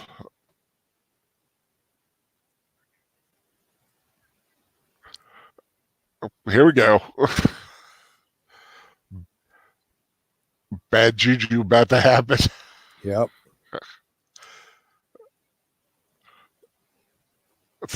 Oh no, it's M5's game.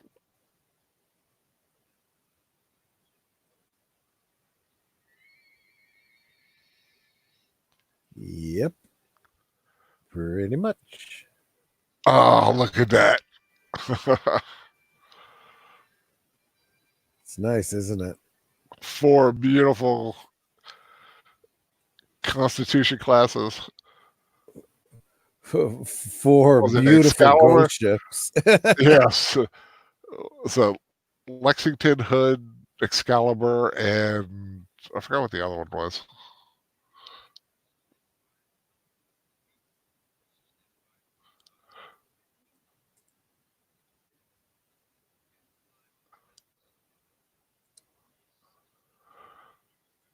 Is it Potemkin? Was Potemkin the other one? I'm not sure. It might have been.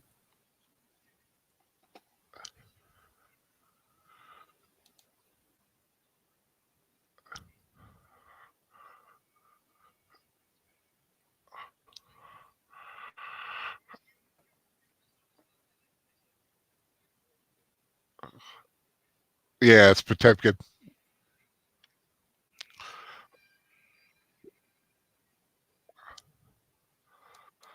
He's lucky he had that high back chair.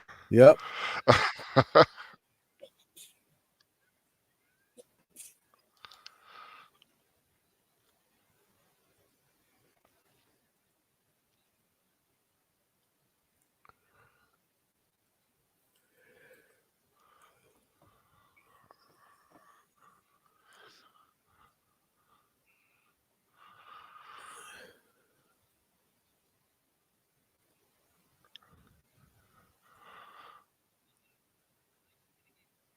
Yeah, Excalibur is the one who like.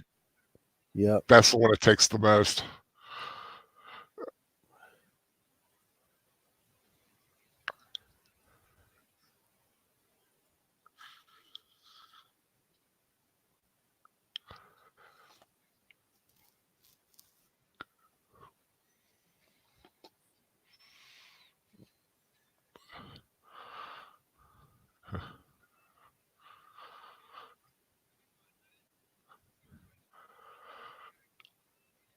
That does make you wonder what do they think is going on? It would not be like Kirk to do this. Well, and he fully knows, having called him Captain Dunsel, he has nothing to do with this.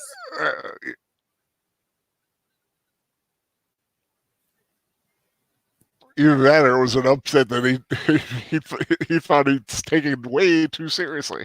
Yeah.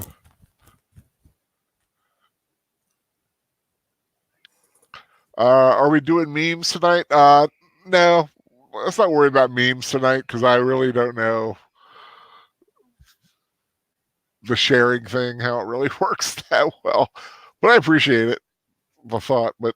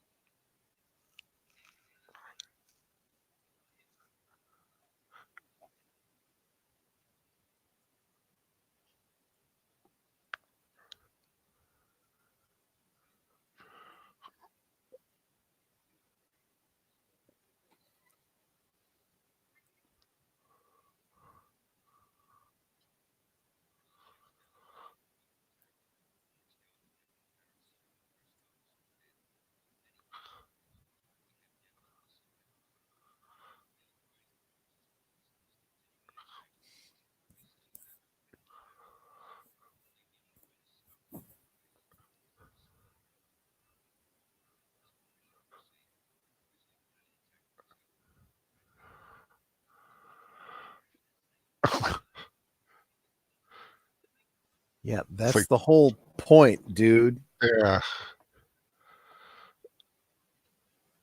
It's like, screw your computer. You are killing hundreds and hundreds of people.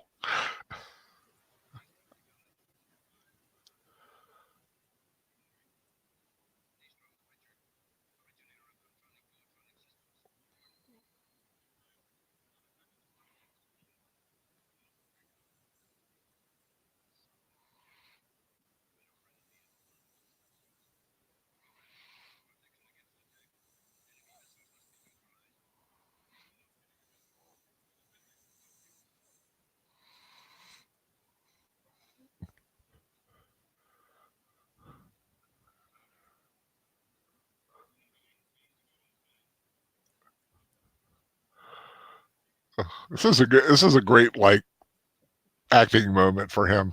Yeah. Let's look at it with his eyes. Yeah.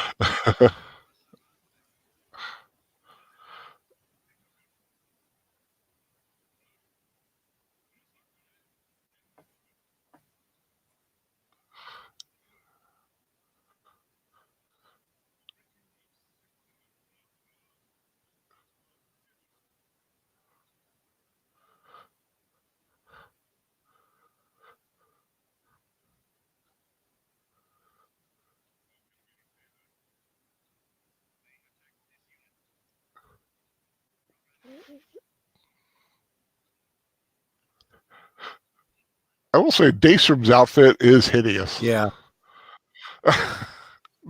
not one of the better costuming choices the show's made.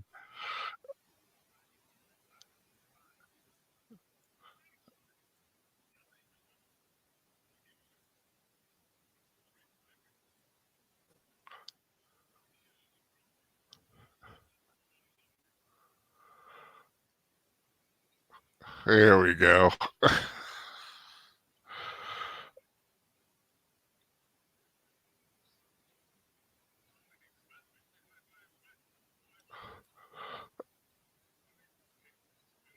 Yeah.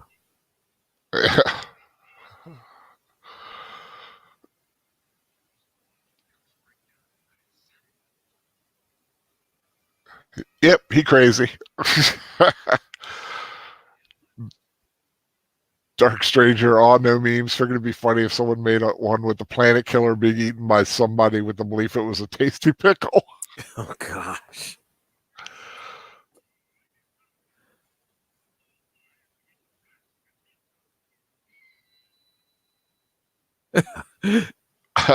Yeah, he reacts really well to that nerve pinch. Yeah, and he still walks a little bit. So I was like, Sounds like Spock. Make sure he can walk.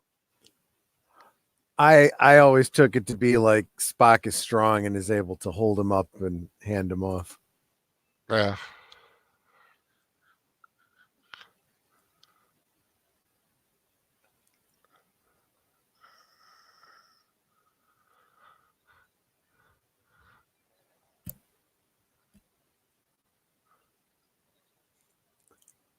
Well, yeah.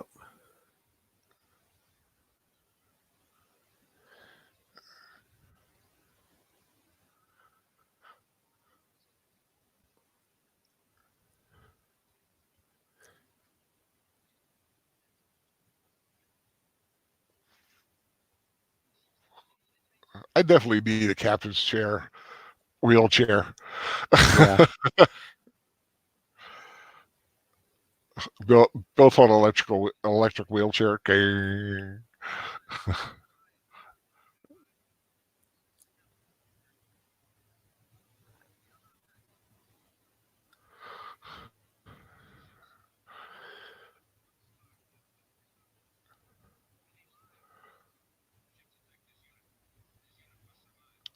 Another one of the tropes of humans trying to reason with a computer, trying to get that what do they call it? Paradox loop thingy makes them go crazy. Do Oh, you know you what I'm mean talking about? a feedback loop or a logical? Yeah, like a logic paradox. Yeah.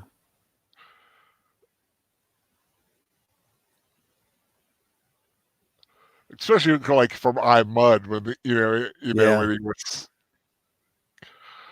if he is lying, then he cannot tell the truth. But if he is telling the truth, he is not lying. Boom. Yeah.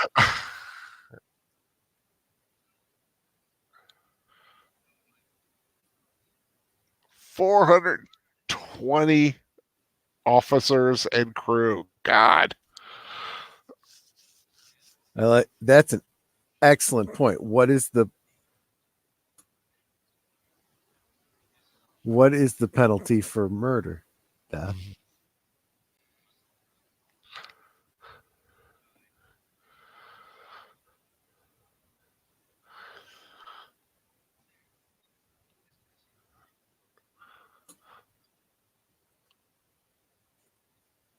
Yep.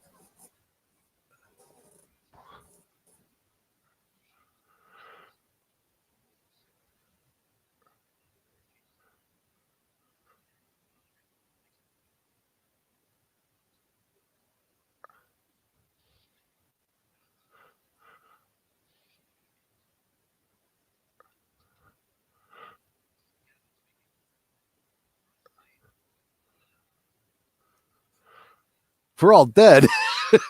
Yeah.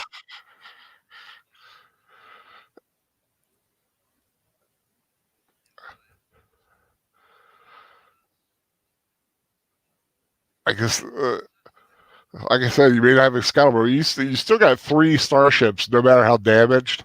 Yeah.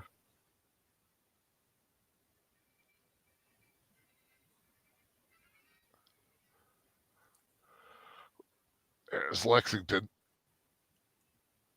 Yep.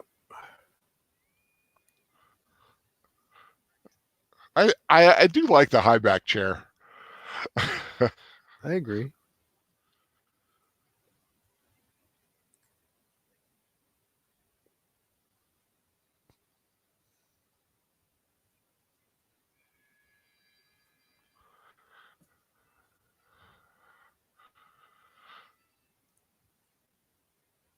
Yeah, if I can't communicate, that's the only form of communication I have. Yep.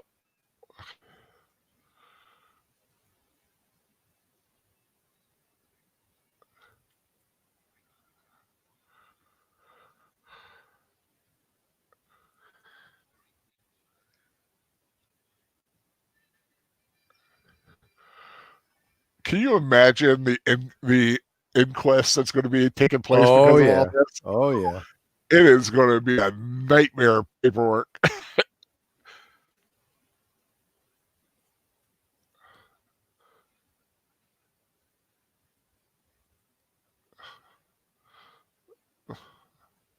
Let me hold up a month just going through the trial.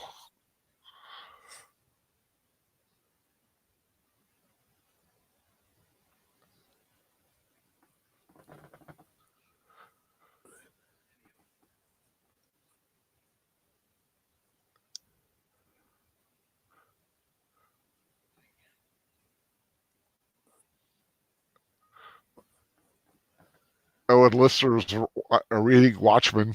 Great graphic novel.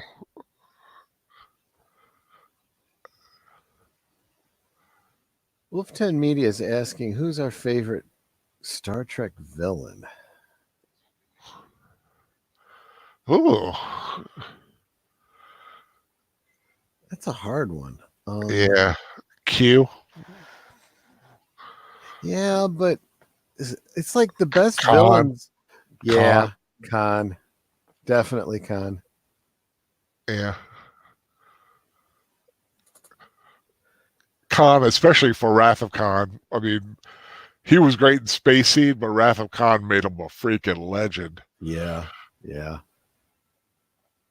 But the two kind of go together. It's kind of worth watching Space Seed and then The Wrath of Khan. Yeah.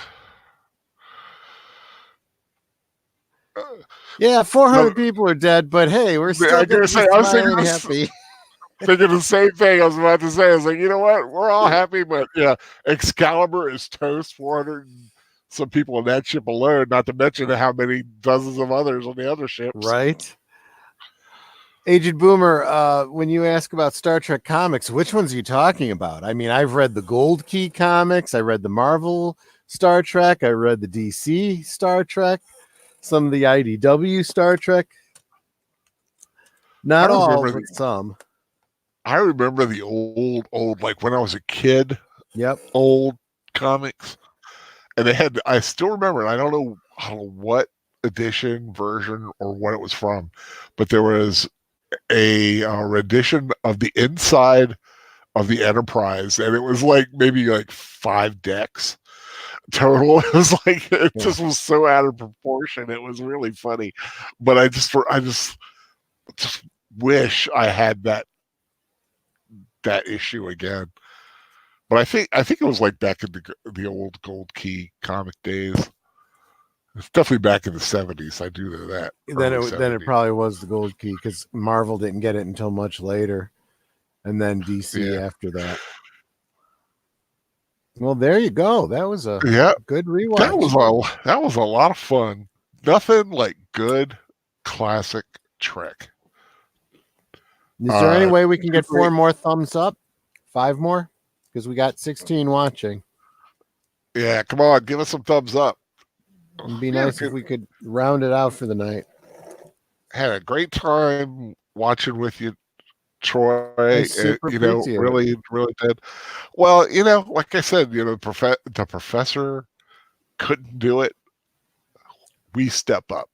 We come up to the plate with our own show. Like I said, it's a little different from the Professor Geek. Not as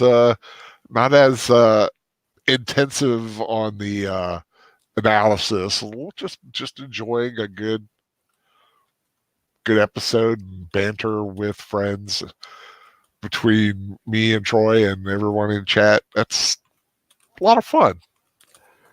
So we don't know what's going on with Fan Man. We know that he's he may very well be having some internet issues for the next couple days. At least that's what he said on his Facebook page. Yeah, I'm getting there too, my friend. I started talking and then like just started. I mentioned I mentioned the Fan Man, and you realize how late it is suddenly. Yeah. Oh wow. What o'clock? That's not bad. That's about the usual time that we kind of finish on up on a rewatch. And the professor has his daughter tonight. That's why he's not with us. So yeah. Anytime. What's next for him? He can't. Anytime the professor can't do a rewatch, I'll the do TA one. steps in and leads the class.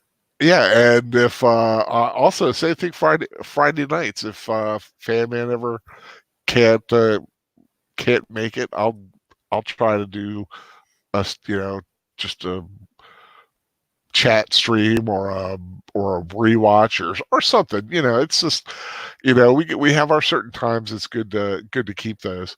But next thing I know for sure the professor has planned is Monday night, 11 o'clock. We'll Yep. be doing The Hobbit, the chapters 2 and 3. A lot of troll action in those, which is a lot of Not fun. internet trolls. Not internet trolls, real trolls. Trolls the way they should be. A little That's stupid, right. and, hungry and talking about weird stuff. I But said not internet trolls. yeah, good one. But yeah, definitely that. I know we'll still be doing.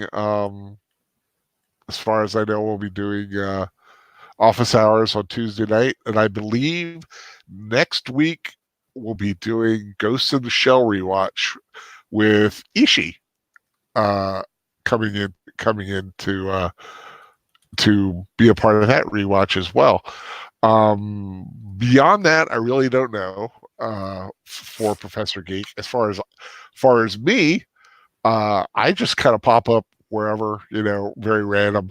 I tried to do a video the other day, kind of had some issues with that. I'll try to do another one, something silly, a little fun, uh, and we'll see how that turns out. Hopefully, I can figure out why the other one didn't work. Uh, so, Troy, what you got going on with your channel? Anything upcoming? Any future things? Well, future yeah, possibilities? I've been thinking about getting a video or two up about some custom toys I've been working on, but like I said, I definitely want to do a rewatch for Thanksgiving, Thanksgiving Day, Thanksgiving Eve, whatever you call it, the night of Thanksgiving. After everyone starts digesting, I'm gonna be When everybody's falling asleep from all the tryptophan from the turkey. exactly. I'm planning on doing a stream of planes, trains, and automobiles, and hopefully by then I'll be able to have Sweet. Nanette co-hosting with me. That'll be awesome. That'll be awesome to hear you two go for it. And then, That sounded wrong. Sorry. and then, although I tried to get him to pin down a night, he didn't do that. I was hoping that the professor would say what night he had decided on for certain, but the week before, we're talking about possibly the week before Thanksgiving doing a rewatch of the Star Wars holiday special. Yeah, and that'll be a lot of fun. I don't think because I think I don't know if the professor wants to do it during the regular rewatch hour or on a Friday. Yeah, because wasn't originally broadcast on a Friday night. It was originally broadcast on the Friday before Thanksgiving in 1970. Yeah. Was it 78? Yeah, 78. It was. I remember when it came on. It was. I didn't know how bad it was when I first watched it. No, as a kid, it was great. I mean, it was Star Wars on TV, although it did have all the musical interludes that you had in 70s variety shows. So it was like boring as all get out. Yeah, B. Arthur. Yeah, it was. I mean, it was what it was, but you look back on it, and you got to still be glad it exists because it's a lot of fun, and it introduced Boba Fett to the world. It absolutely did. In fact, one of the online outlets, I'll do a video and show it. Actually, I got a Boba Fett figure. It's painted in the style of the that animated feature from the holiday special, and it's got the rocket firing backpack. Awesome, very cool. But yeah, like I said, once we know when that's going on, of course, it'll be all over Twitter. Just keep an eye out on Twitter where anything's coming up. Like I said, for me, just just keep your ear to the ground, and you'll hear me coming when I figure a few things out. Like a T-Rex. Yeah, pretty much like a T-Rex. Put a glass of water on the table, and when you see little things, that it means I'm coming your way. But yeah, like I said, check out my Facebook pages: Iconic Universal Monsters, Iconic Batman, Maidens and Monsters. I need to update Maidens and Monsters. I haven't updated that in a few days. And Big Al's Review-O-Rama, new review today of Avengers Endgame. Very mixed review. But I think I laid that out my views pretty well. I don't go on and on about it because everybody's pretty much seen it by now. It's only the biggest movie ever made. I haven't seen it yet. You haven't seen it yet? Nope. Wow.